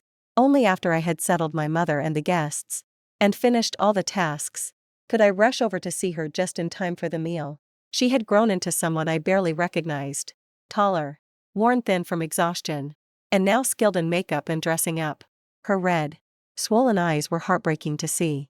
This was the first time I was seeing her in her 20s. I couldn't resist running my fingers through her hair. Xianling closed her eyes and rested her head in the palm of my hand. We said nothing, as if sharing that silent understanding from that year when we spoke through the door as she was leaving. She looked at me. Mom, please take care of yourself and try to find some peace in your grief. This too shall pass. I nodded, but in the face of her expectant gaze, I just kept nodding without saying a word. I stood there watching her walk away. Xianling pressed her lips together, turned away, and walked off. The setting sun stretched her shadow right to my feet. As I watched her receding figure, a tumult of emotions welled up inside me. Maybe we'll just go our separate ways forever. The end. Story 2. I met a young and enthusiastic girl while shopping in a luxury goods store. Sister, the bag you're carrying is the same as mine, but I don't know much about luxury bags. Could you add me on WeChat and give me some advice? I firmly refused instantly. Her eyes filled with tears. I couldn't resist her pitiful look, so I had to agree. After adding her on WeChat, her top posted moments status was, "Men, when they're full at home, they can still eat a little outside. But if they're full outside, they can't eat anything when they get home." I shook my head and set her messages to do not disturb. However, at night, I found that she had sent me dozens of WeChat messages. Sister, do you think these bags of mine are genuine and is this the latest style? I looked at the 24 bags she sent, and they were exactly the same as the ones in my bag cabinet. The latest style was the gift that Sony had just given me for our 3rd wedding anniversary. Mine was definitely genuine. And hers seemed to be genuine, too. Soon, her message popped up again. These were all given to me by my boyfriend. Do you think he loves me? My boyfriend said he gave a fake latest style bag to an older woman. What do you think she would feel at this moment? I fell into deep thought while looking at Xi and Jing's messages. She was the girl I met by chance in the luxury goods store yesterday. She was about 20 years old and in her junior year at Jian University at that time.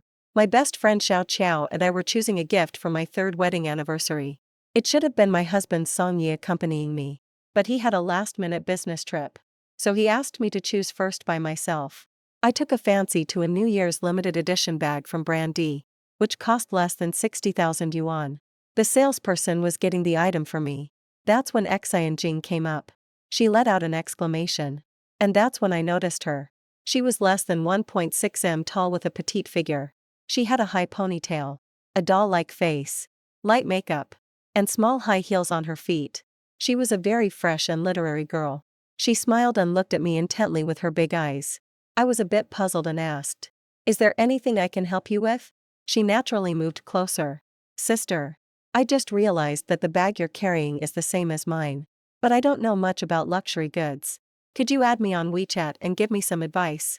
It's very impolite for a stranger to suddenly come up and ask for someone's WeChat." I waved my hand. "If you don't understand, search online. Jihu, Baidu, Xiaohongshu and Douyin know more than I do." Her eyes instantly turned red, and her voice was choked with sobs. "Sister, I'm sorry. I was being presumptuous. I just wanted to ask you some professional knowledge.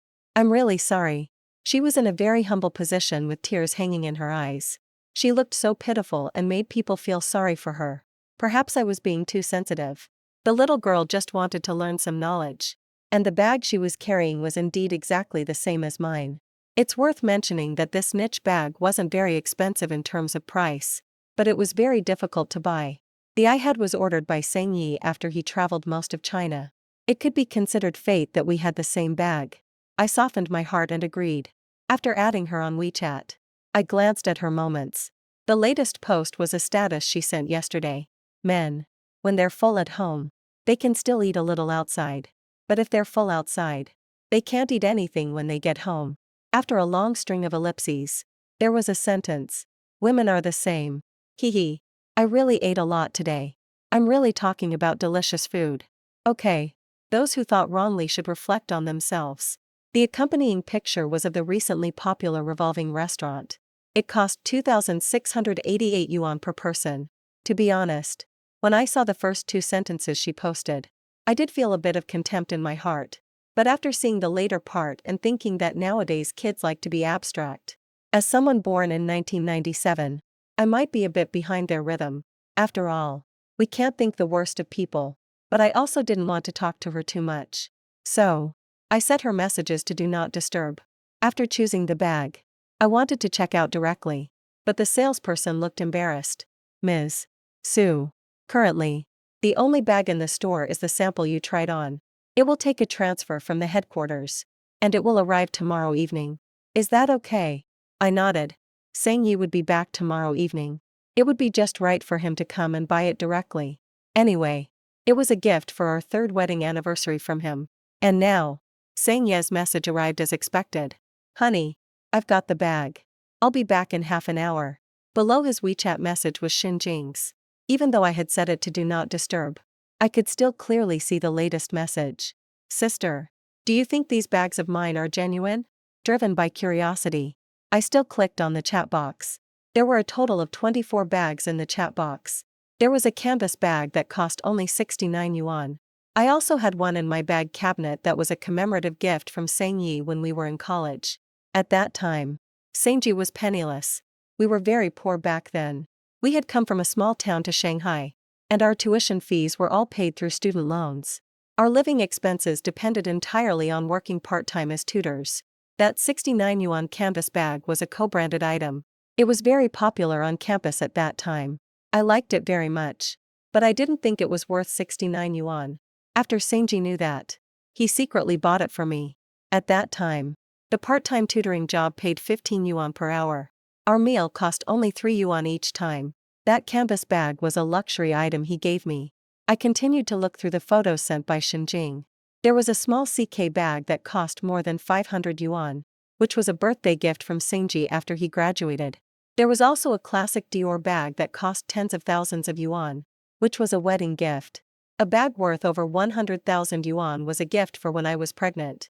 A bag worth over 200,000 yuan was compensation for a miscarriage. Each bag held significance for me. But the value of all these bags was far less than that simple canvas bag. Now, looking at these photos, no matter how stupid I was, I could guess what it meant. My body couldn't stop shaking. My nails dug into my palm, and the clear pain barely kept me calm. Sister, these should all be genuine. Right. I believe in my boyfriend. And this one, do you think it's the genuine latest style? New messages popped up one after another. The latest photo was the bag I had taken a fancy to yesterday morning. Hers was genuine. These were all given to me by my boyfriend. Do you think he loves me? My boyfriend said he gave a fake latest style bag to an older woman. What do you think she would feel? Come on. If you ask me, how could that older woman be worthy of the latest style bag? Of course, new people should match new bags. Don't you think so? Sister. Facing her provocation, I just felt my hands and feet turn cold. The blood in my body had already seemed to freeze. Sung Yi and I had been together from our school days to our wedding. We had been in love for 4 years and married for 3 years. We started from scratch together and built our company to the point where it was about to go public. In the company, I was his right-hand man and could handle many situations on my own. At home, I was his gentle haven. Before he went on a business trip yesterday, he even nestled in my arms and acted coquettishly. Chinhei, I definitely couldn't have made it to where I am today without you. I love you the most in my life. It turned out that I was just the one he loved the most. Besides the one he loved the most, there were also those he loved less. Those he loved in an ordinary way. Tears dripped onto my phone. The voice of the nanny, Aunt Wang, came from outside the door. Sir is back. In a short 10 seconds. I had thought of all the coping strategies if Sung Yi had really cheated. I would definitely make him fall into an abyss from which he couldn't climb out. I dried the tears on my face and touched up my makeup briefly. I put on a gentle smile and walked out of the bedroom. Sung Yi rushed up and picked me up in his arms, spinning me around 3 times. Honey, I missed you so much. Really? I looked at him with a probing gaze. Why are your eyes red?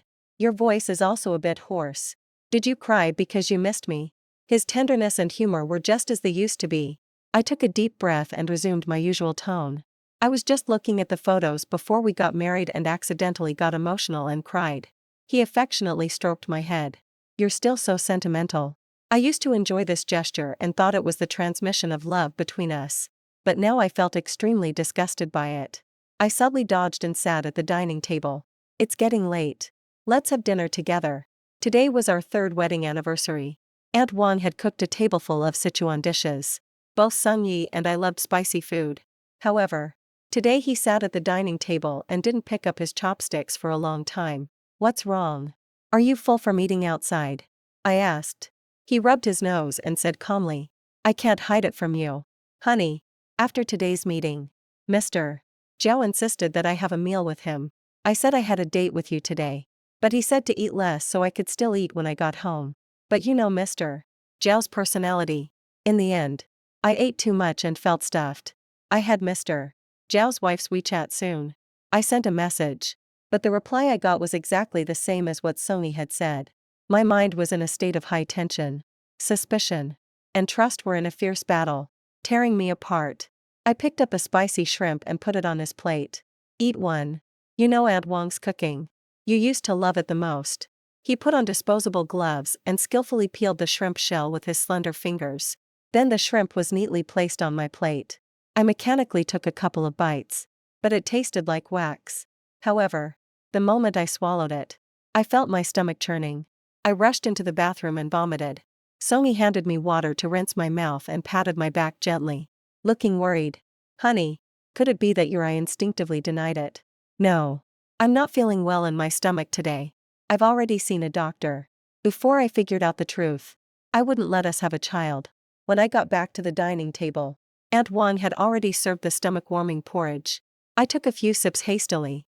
This dinner to celebrate our third wedding anniversary came to an end. Songy pushed the bag in front of me. Honey, happy third wedding anniversary. Along with it was a bouquet of gardenias, my favorite flowers. I should have been happy. But the scenes in front of me now were surprisingly consistent with Shinji's words. I opened the gift box with trembling hands and took out the bag. I examined it over and over again. It was genuine.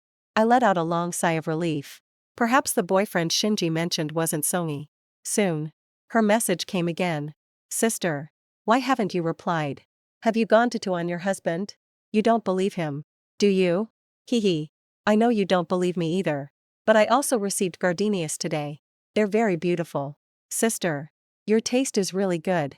I like all the things you like. In the photo, the white gardenias were glistening with water droplets. The elegant lace bow was exactly the same as the bouquet I had. Shinjing's message has started to bombard me continuously. Sister, I know you trust your husband more. Although I've only known my boyfriend for 10 months. Which is not as long as the 10 years you've known each other. But my boyfriend told me that we're soulmates. It's really funny. I actually forgot what's the meaning of soulmate. I had to look it up and found out it means soul partner. As for what a soul partner means, sister, you know, right? My mental state was gradually on the verge of collapse. My mind tended to believe Song Yi because we had known each other for 10 years. We came from the same small town and knew each other inside out. But Shin Jing's words were like needles densely piercing into my heart. Honey, what are you looking at? You seem so absorbed. Perhaps seeing me looking at my phone. Song Yi leaned over. His hair was still dripping with water after he just took a shower. His sticky voice tickled the nerves in my ears, making me even more tense. Song Yi, are you hiding something from me? Song Yi was stunned for a moment. Then he glanced at my phone placed on the bed. He exploded in anger. That crazy Shin Jing. Right. Damn it. She actually bullied you. Fortunately, I had a backup plan. He called his assistant, Zhang Kai. Zhang Kai had been with him for 3 years and was very meticulous in his work. Soon, I received a video and a voice message on my phone. Miss Su, Mr. Song and I came back from a business trip today and were tricked by the intern Shin Jing to her apartment. She threatened to commit suicide and forced Mr. Song to stay for dinner. Mr. Song pretended to cooperate and eat to calm her down. Later, we called the police and I recorded the whole process. The video was half an hour long. Songy explained to me one by one while looking at the video that Shin Jing is an intern recruited by the design department last year. She has been working for almost a year. I didn't have any interaction with her originally. But 3 months ago, I urgently needed a promotional poster. The design department was too busy. So the design director assigned this extremely simple task to Shin Jing. But Shin Jing did a really bad job. To save time, I had to teach her to revise it step by step. This was our only interaction. Then today, she suddenly called and said there was a thief in her house. Considering the protection of employees, I went to check with Sean Kai and called the police at the same time. When we got to her place, she had cooked a table full of food and said it was a misunderstanding and insisted that I stay for dinner, thinking that we couldn't make a false police report. Sean Kai canceled the call to the police. We were about to leave when unexpectedly, she picked up a knife and cut her hand. She also said that the food was specially cooked for me and that I had to eat it. In that situation, I could only pick up the porridge on the table and drink it frantically to try to appease her. And then Sean Kai found an opportunity to call the police. Finally, we managed to get away. After she was educated by the police, the matter ended. He let out a long sigh. The company really had the worst luck to recruit such a crazy person. I pointed at the bags in the chat record. What's going on with these? Song-yi frowned and opened his phone. Then handed it to me. Take a look. What came into view was the chat record between him and Shin Jing. The time was last Friday night. Shin Jing. Mr. Song. Do you have any bag recommendations? The company's annual meeting is coming up soon. I want to buy a bag to look good at the event, but I don't know much about it. Could you please teach me? Song-yi. I don't know. Search online. Don't send me messages privately except for work-related matters. Shin Jing. I'm sorry, Mr. Song. I was being presumptuous. I'm from the countryside and haven't seen much of the world. I'm really sorry. The long message of apology occupied more than half of the screen. Song-yi, who was standing beside me, explained. After reading her apology message, my head was in a daze. I thought maybe I had spoken too harshly, and perhaps she really just wanted to ask me for bag recommendations. So, later, I sent her the photos of your bag cabinet and told her to choose and buy according to that. As for the bags she sent you, I don't know if they are really hers. They might be generated by AI. Or maybe she stole the pictures from the internet. And regarding today's bag and gardenias, I really have no idea what's going on. She might have been following me. Song-yi looked sincere. All the details matched up. I couldn't find any flaws. And I had also been deceived by Shin Jing's pitiful appearance before. Song-yi was inherently kind-hearted. These things could be reasonably explained. Then, fire her. I replied. Okay. As he spoke, he nestled against my neck. Honey, is the crisis resolved? Should you compensate me a little? I pushed him away, then touched my stomach and said coquettishly, I'm not feeling well today. His eyes lit up instantly. Could it be that we're going to have a baby? I took out the prepared gift box from the bedside cabinet.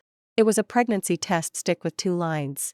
If it hadn't been for Shin Jing's sudden interference, the surprise would almost have turned into a shock. Song-yi hugged me and gently placed his palm on my abdomen. Just thinking about it makes me scared. If there were some inexplicable problems between us because of that Shin Jing, I would hate her to death. No. I'll ask the HR department to fire her tomorrow. I smoothed his furrowed brows with my fingers. Okay. Don't get entangled with such a person. He put his arms around my waist. Honey, since you're pregnant, let me take care of the matters at the branch company. I don't want you to be too tired. I shook my head. I'm not that delicate. Everything can go on as usual. I thought that Shin Jing was just an episode in our ordinary life, and there wouldn't be any more interactions between her and me. Unexpectedly, a month later, I ran into Shin Jing again in the coffee shop at the entrance of our company. Our company, Sung Ye's and mine, just expanded its scale this year. I was in charge of the branch company in the suburbs. Sung Yi handled all the business at the head office, and I came here occasionally. Unexpectedly, today I met Shin Jing, who should have been fired for a month. It seemed that she had been waiting for me on purpose. She picked up a cup of coffee and sat opposite me. Sister, guess why I haven't left the company yet? She asked the question that was also in my mind. Shin Jing, what are you doing? Sung Ye's angry shout interrupted our conversation, and Shin Jin's eyes quickly turned red. Big tears fell into the coffee, ruining the originally perfect latte art. Sung Yi stood in front of me to protect me. Shin Jing, if you have any grievances, come at me. He seemed very afraid that Shin Jing would do something to me. But Shin Jing suddenly splashed the coffee on herself and said with a choked voice, Mr. Sung, I won't hurt anyone. I will only hurt myself. Then she walked away on her high heels. I was stunned and confused, unable to recover for a while. Shin Jing was really crazy. After she left, Sung Yi examined me carefully. Honey, are you okay? I shook my head. Why haven't you fired her? His hand that was helping me tidy my clothes paused for a moment. Ah. That little girl is quite pitiful. If she loses this job, she will be forced by her parents to marry an old bachelor. She managed to get out of the mountains with great difficulty. If I fire her, wouldn't I be pushing her to the brink of death? I rubbed my temples.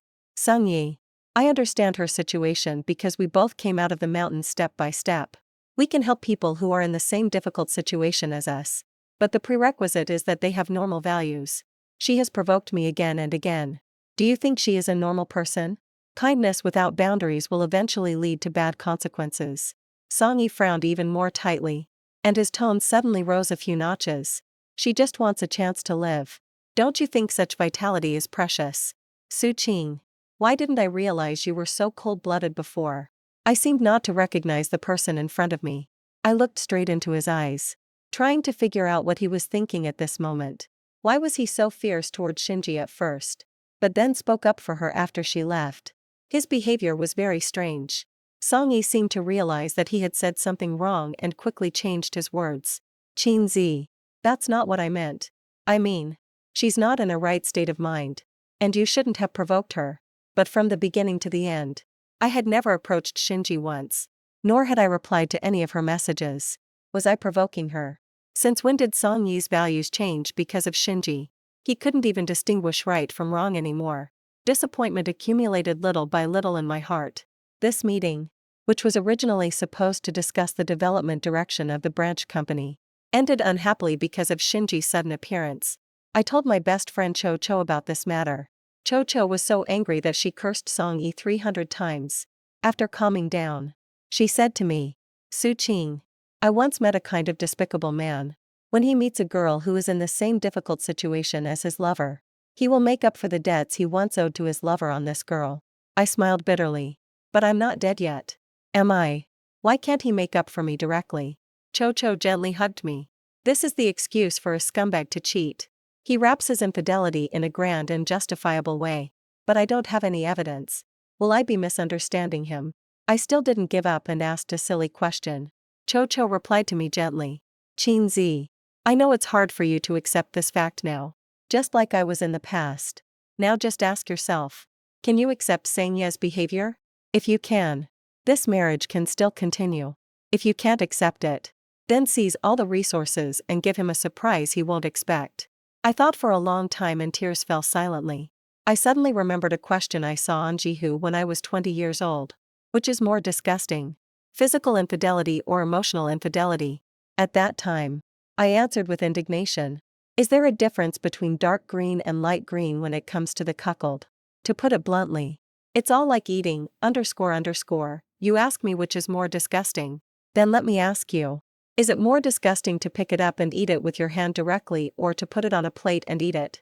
If you can ask such a question, it means you really love that person. Just be together and I respect and wish you well. After many years, when I had more experience and was in the same situation as the person who asked the question, this answer formed a cycle.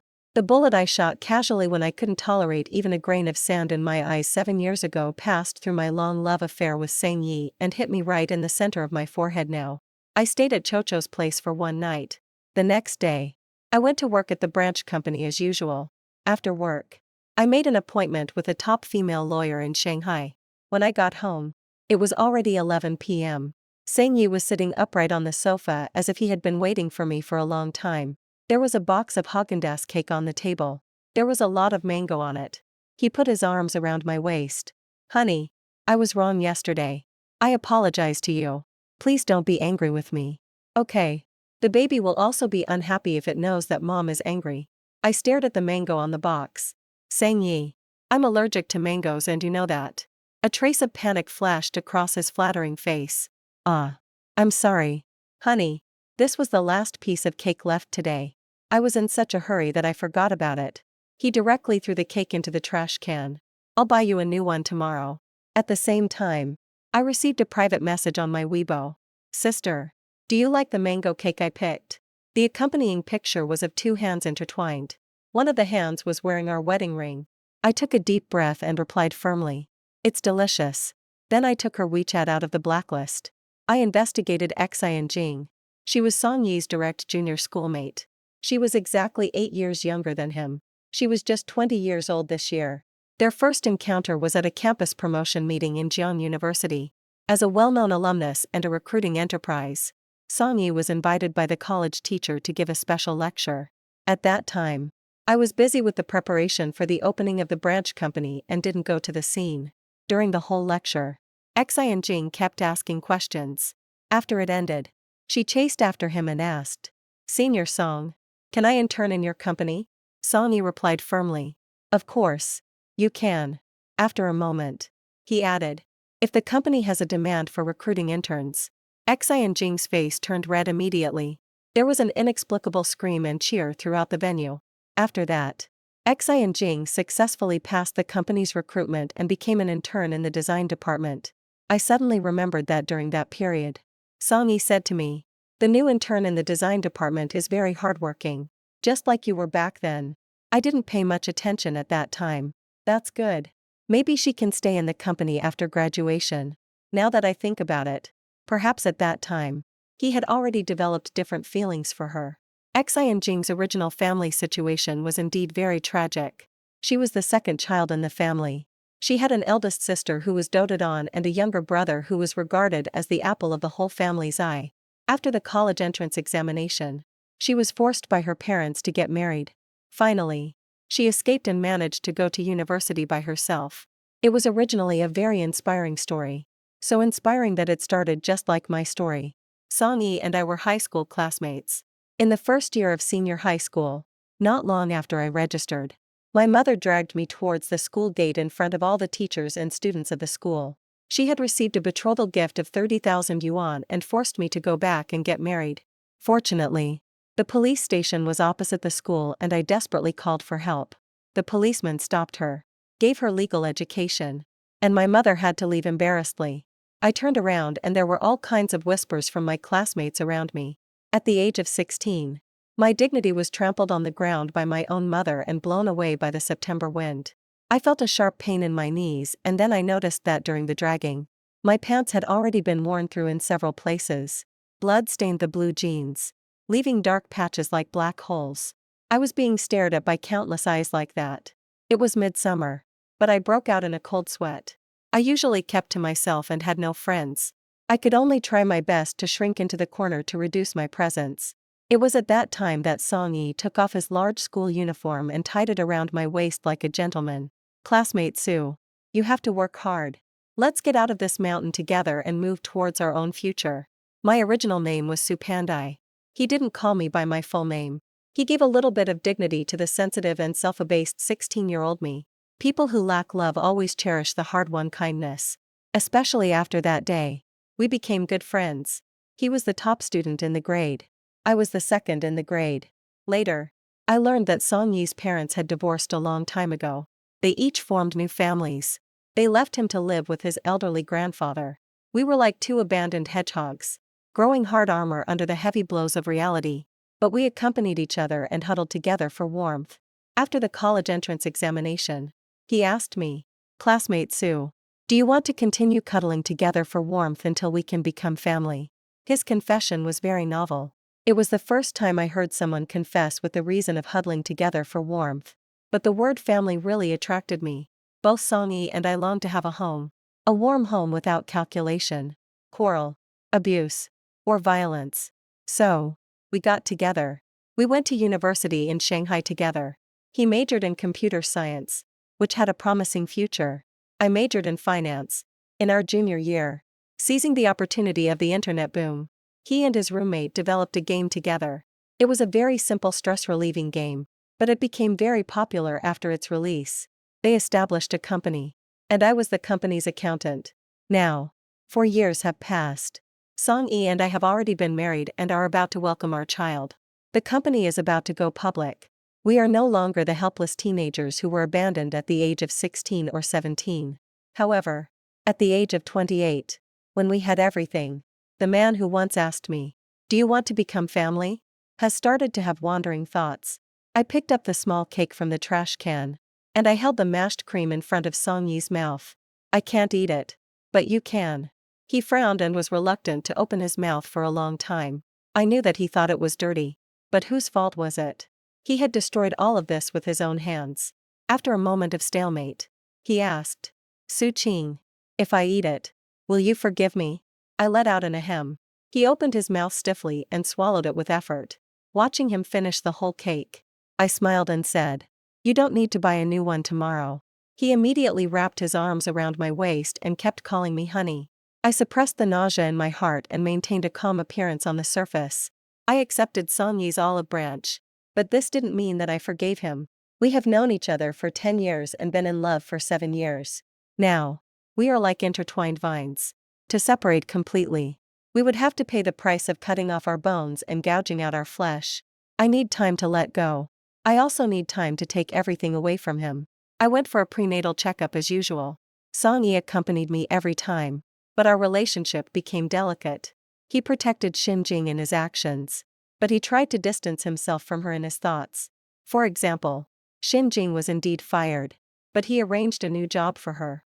She is the store manager of a cake shop. This cake shop was opened with Song Yi's investment. His favoritism towards her has reached the point of being blatant. But surprisingly, Song Yi took the initiative to report this matter to me. Qinzi. I fired Xinjing.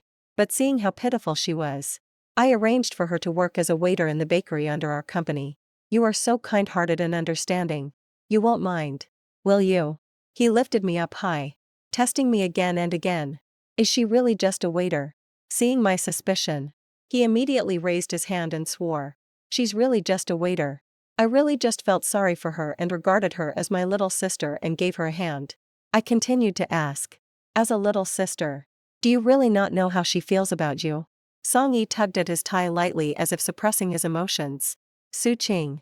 Have you noticed that every time Xinjing's matter is mentioned, you're like a powder keg? You're also a graduate from a prestigious university and have received higher education. Naturally, you know that liking someone is one's own business. Who she likes is her freedom. We can't deprive her of the freedom to like others just because she likes me. Right. Moreover, she's still young and her mind is not mature. She just blindly admires and respects me. When she meets the man she really likes, she'll realize that what she feels for me is just admiration. I sneered. Admiration. What a disgusting word. Seeing that I didn't say anything, he asked me in return. Su-ching. Have you ever admired me? Never. Right. The so-called admiration means putting the other person in a lofty position. But Song Yi and I have always been evenly matched. I have never obeyed or relied on him because I know that we only have each other. If one of us collapses, the other will soon follow. So, I rarely show my vulnerable side in front of him now. He has started to look for things in others that I don't have. His rhetorical question seemed to shatter the time that had trapped me all at once. We have finally gone from being deeply in love in our youth to being tired of each other. After the prenatal checkup, Song Yi left me on the road and drove back to the company without looking back.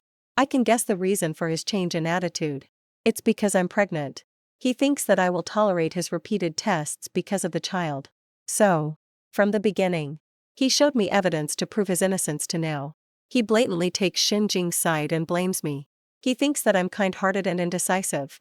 But he doesn't know that once I break free from the shackles of love, I'm more decisive than him. 10 minutes later, Cho found me. She asked cautiously, what about this child? In fact, I had planned to have an abortion many times. But every time, I would feel an inexplicable reluctance. And then I would be consumed by great guilt. It's as if I'm controlled by the embryo in my stomach. But I know that this child can't be kept. I shook my head. I won't keep it. But they have to pay a price for it. I opened Weibo and replied to Xinjing's private message. Sister, I know that your youth is your capital, but our child is already 4 months old. And the brother you mentioned is the father of my child. Then I contacted Zhang Wei, the company's partner and vice president. Have you ever thought about becoming the president? Then Cho drove me to Xinjing's cake shop. As soon as I entered the shop, Xinjing entered a combat state. She raised her proud head and looked at me with her chin. The one who isn't loved is the mistress. Do you think brother loves you more or me more now? I touched my stomach and said to Cho, I'm a bit hungry. Help me pick a bread. A sugar-free one. Cho hesitated. I patted her hand to signal her not to worry. After Cho walked away, Xinjing immediately approached me. Don't think you can tie brother down with the child. I'll have one sooner or later, too. I leaned close to her ear and said without showing any emotion. As long as the child in my stomach is here, Your brother will always be my husband and the father of our child. And you will always be the mistress who can't see the light. The mouse in the gutter. The stinking dead cockroach. Her face became more and more distorted. Finally, she pushed me fiercely. Go to hell. I fell heavily to the ground. Not long after, a bright red flower of blood bloomed around me. Su-chung, running towards me together with Cho-Cho, was also Sung-yi. In a trance, I seemed to see Sung-yi at the age of 18 running towards me. He asked, Su-chung, would you like to become my family? Now. Su-chung at the age of 28 replied, no. When I woke up in the hospital, my abdomen had already become flat again. Sung-yi was sitting in front of the hospital bed. His eyes bloodshot. Honey, I really want to kill that Shinjing. She's a crazy woman. I told you she was not in her right mind. And you shouldn't have gone to the cake shop to provoke her. Never mind. We will have another child. His 3 sentences were like a performance. The first sentence portrayed the pain of a father who had lost his child. The second sentence portrayed an incompetent husband who shifted the blame onto his wife. The third sentence made me can't help but laugh. Sung-yi, what makes you think that we will have another child? But as I laughed, tears fell from my eyes. Sung-yi, I'm afraid you've forgotten how many children this is for us. He was stunned for a moment. And then he choked with sobs. I haven't forgotten. This is our 3rd child. Yes. Sung-yi and I had 2 children before. The first child was soon after we got married. When the company was just starting up, we didn't have the support of our parents on either side. And we didn't have much capital. So, we couldn't afford to have that child at that time. Sung-yi knelt in front of me and swore. Su-chung, wait a little longer for me. I will definitely give you and the child a happy life.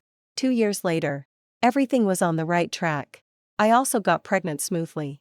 However, on the road, in order to avenge the competitor who had snatched the project, he raced wildly with the other party. I was sitting in the passenger seat at that time. In the end, he won. But because of the excessive speed, my body was thrown out several times and hit the car frame. The child was gone. Without a sound. At that time, he cried and knelt in front of me, saying sorry while slapping himself in the face. And I not only had to endure the physical and mental torture brought by the abortion, but also had to comfort him who was in an unstable emotional state at that time. With love. I felt satisfied even with just water. I didn't feel wronged at all. However, just 1 year has passed. And I have already seen many times how he looks when he doesn't love me. And our 3rd child has officially put an end to our marriage. This is his retribution. But it is my salvation. I should be glad that when I finally saw him clearly, there were no children to suffer the hardships we created. I only hope that when they return to heaven, they can find parents who truly love their children. After a long silence, the door of the ward was suddenly knocked. It was Cho-Cho and Lawyer Zhao. Lawyer Zhao handed me an agreement. I took a look at it and then handed it to Sung-yi. Let's get a divorce. He looked at me in disbelief. Su-chung, are you crazy? The company is about to go public. And you're bringing up divorce now. I am one of the partners of the company, holding only 10% of the shares. Besides me, there are 3 other partners. Sung-yi, the president, holds 35% of the shares. Jiang Wei, the vice president, holds 30% of the shares. Chongshi, the vice president, holds 25% of the shares. Now that I want to divorce him, he will definitely feel a sense of crisis. Seeing my firm attitude, he softened his tone. Qin-si, we have been in love for 10 years. It's not that easy to separate.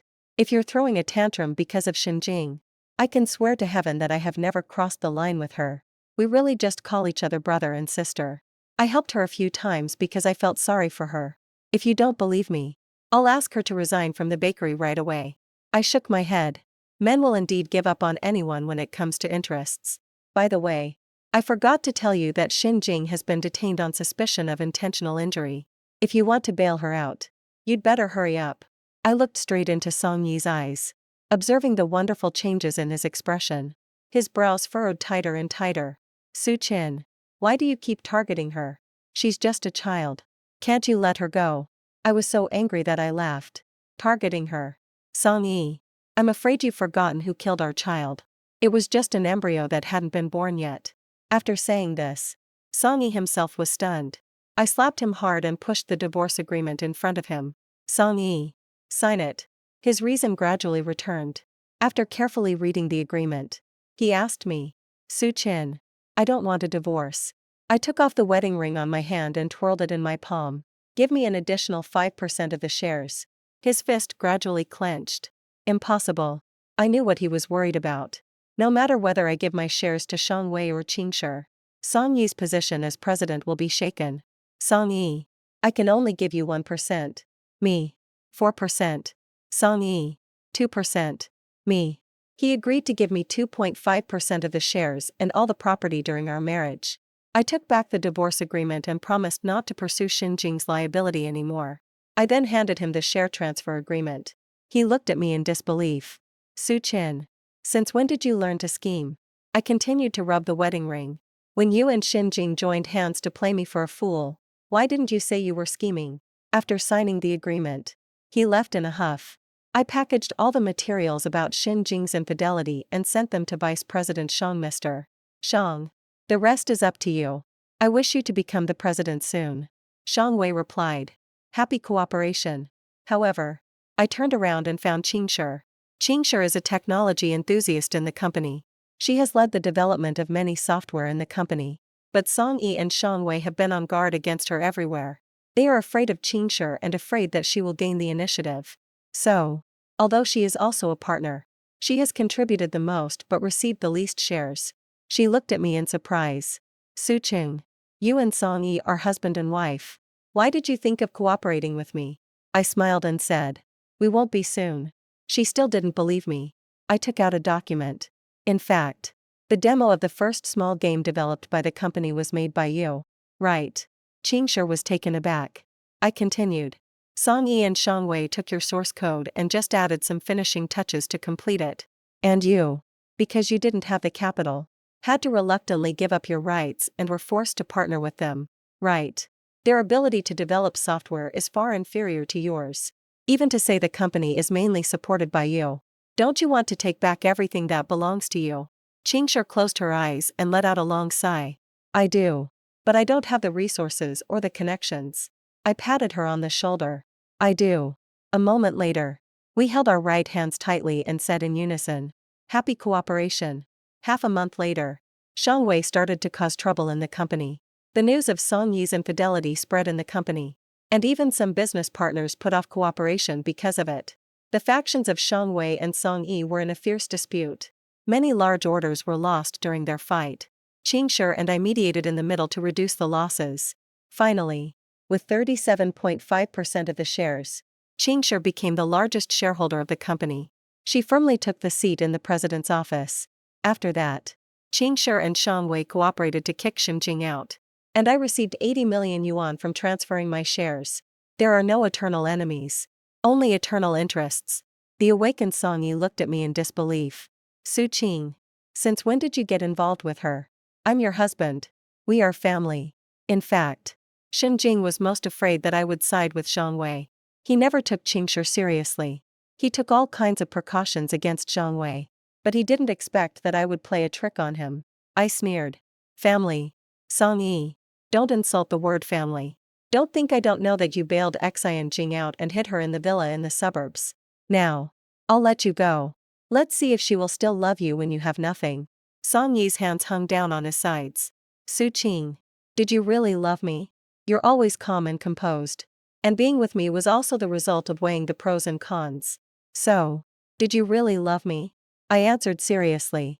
And I was also answering Song Yi at the age of 18. I did. I loved you very much. In my eyes, love has always been a balance of power, being evenly matched. You are good. And I'm not bad either. Together, we would be even better. I cherished your efforts and would definitely give back to you doubly. That's why when you chose to start a business, I stood behind you without hesitation. When we achieved success and fame, I could choose to give up my rights and pave the way for you. All of this was based on love. But what about you? Song Yi. You longed for the admiration and adoration of your significant other. You wanted to turn me into a daughter flower that could only rely on you. Perhaps you didn't like Xian Jing at first. But when you found out that she could be your daughter flower, you couldn't help but waver. Right. No. There was panic in Song Yi's eyes.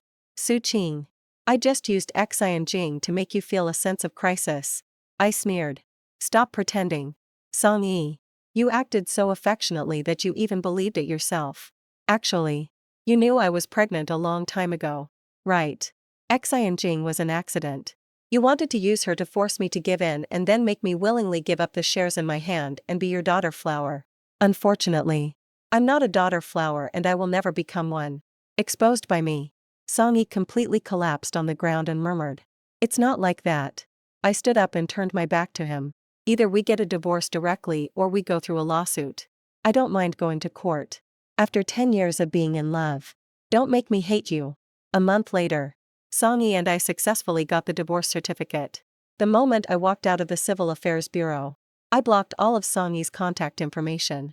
He said solemnly, "Do you really have to be so heartless?" I put on a distant smile and said, "I've never liked relationships that are wishy-washy. Since you chose Shinji, then I wish you two never have a peaceful day." In the distance, Qing Shi, who had been waiting for a long time, gave me a bouquet of sunflowers and said, "Happy divorce." Also, Qin Zi, are you really not considering to be my accountant? I shook my head and said, "Your company is too small to accommodate someone like me. I'm going to become an MD in a Wall Street investment bank in the future." Qing Shi hugged me and said, "Then I'll be waiting for your good news." I patted her on the shoulder and said, "When will you completely take control of the company? I'll personally help you attract investments." Qing Shi said, "Just wait for my good news." After we parted, I went to Jian University and found the school principal. I had promised Song Yi that I wouldn't pursue Shinji's liability, but they have no morals. So, why should I be required to have morals?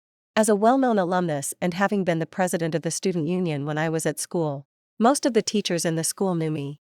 The principal thought I was there for recruitment matters and politely invited me to the reception room.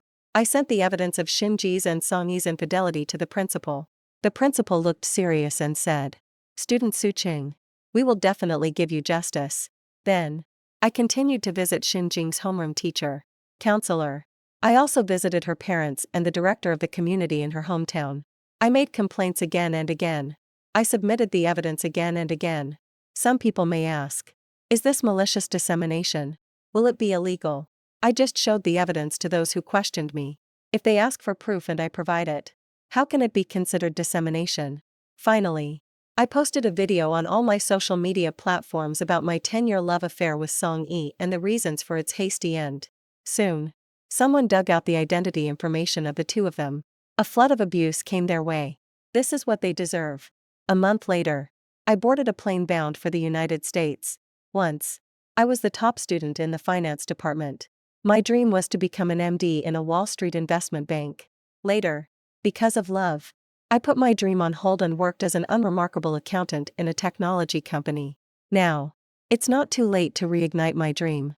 I applied for a PhD in finance at Yale University. Looking at the clouds rolling and unfolding outside the plane window, I let out a long sigh of relief. I admit that I can be in love. I'm also never afraid of being betrayed. As long as you make yourself strong, the whole world will willingly become your vassal. Su Qing. From this moment on, live for yourself to the fullest. Epilogue. From Song Yi's perspective, I love Su Qing very much, but I feel that her love doesn't match mine. She can change light bulbs, fix toilets, and even change tires by herself. She never relies on me. She can analyze the future development direction of the company with me rationally and point out the mistakes in my decisions. She never admires me. This makes me very unhappy. My friends told me, behind every successful man is a girl who idolizes him. She will blindly praise him, admire him, and compliment him. But Su Qing would never do that. She did the opposite and took a share of the company I founded. Even more and more people supported her. Some people said, in terms of management ability, Su Qing is no less than Song Yi. Some people even told me that Su Qing could completely run the branch company independently. I don't want such a lever. I just want an obedient daughter flower. When I get home, she can praise me in all sorts of ways. So, I got Su Qing pregnant. Xian Jing was completely an accident. I never thought of cheating. It's just that her admiration for me came like a tide. I hate such materialistic girls. I also disdain to sync with her.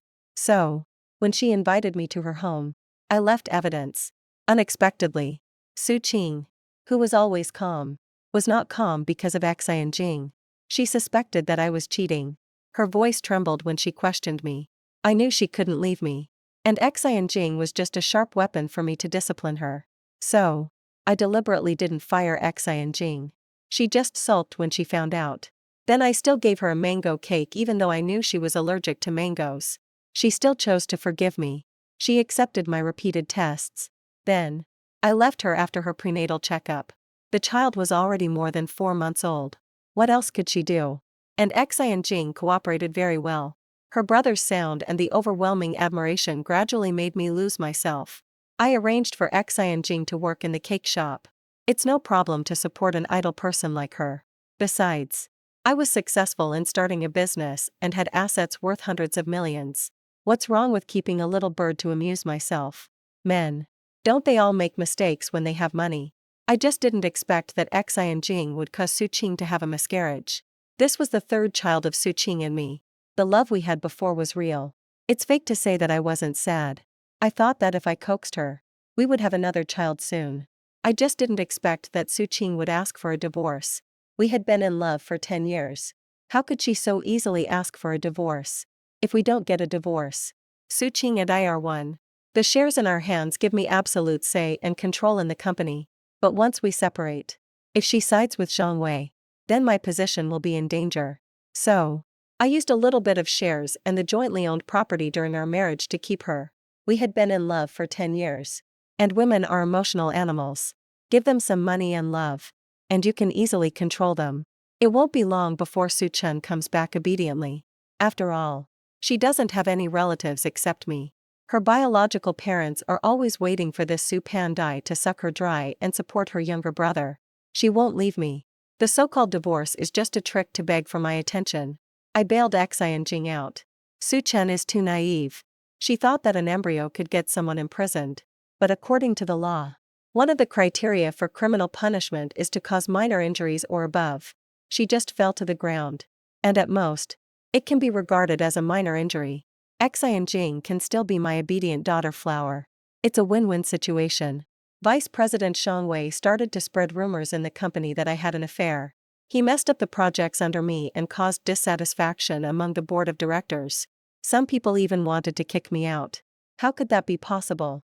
I fought him tooth and nail. I just didn't expect that Su Chen would team up with Qing Shi. She's so ruthless. She didn't care about our 10-year relationship at all. They kicked me out of the company. In the end, I had nothing. Oh, no. I still had Xian Jing. This daughter Flower. Xian Jing was expelled from Jiang University. She cut off relations with her parents. All her friends avoided her. She could only cling to me.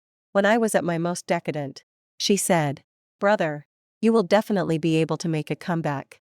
The company you founded before was so big. And it was all your credit. They took it away for nothing.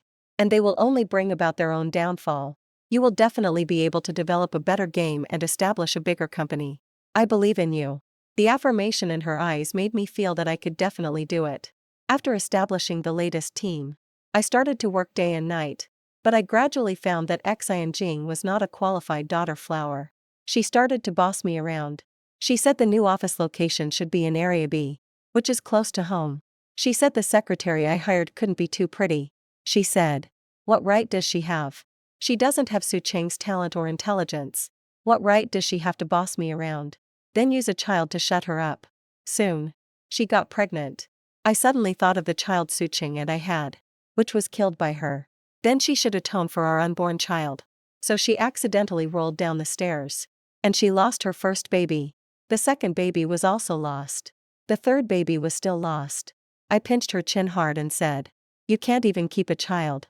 What's the use of you?" Xin Jing cried and begged me to let her go. But if I let her go, what should I do with my pent-up anger?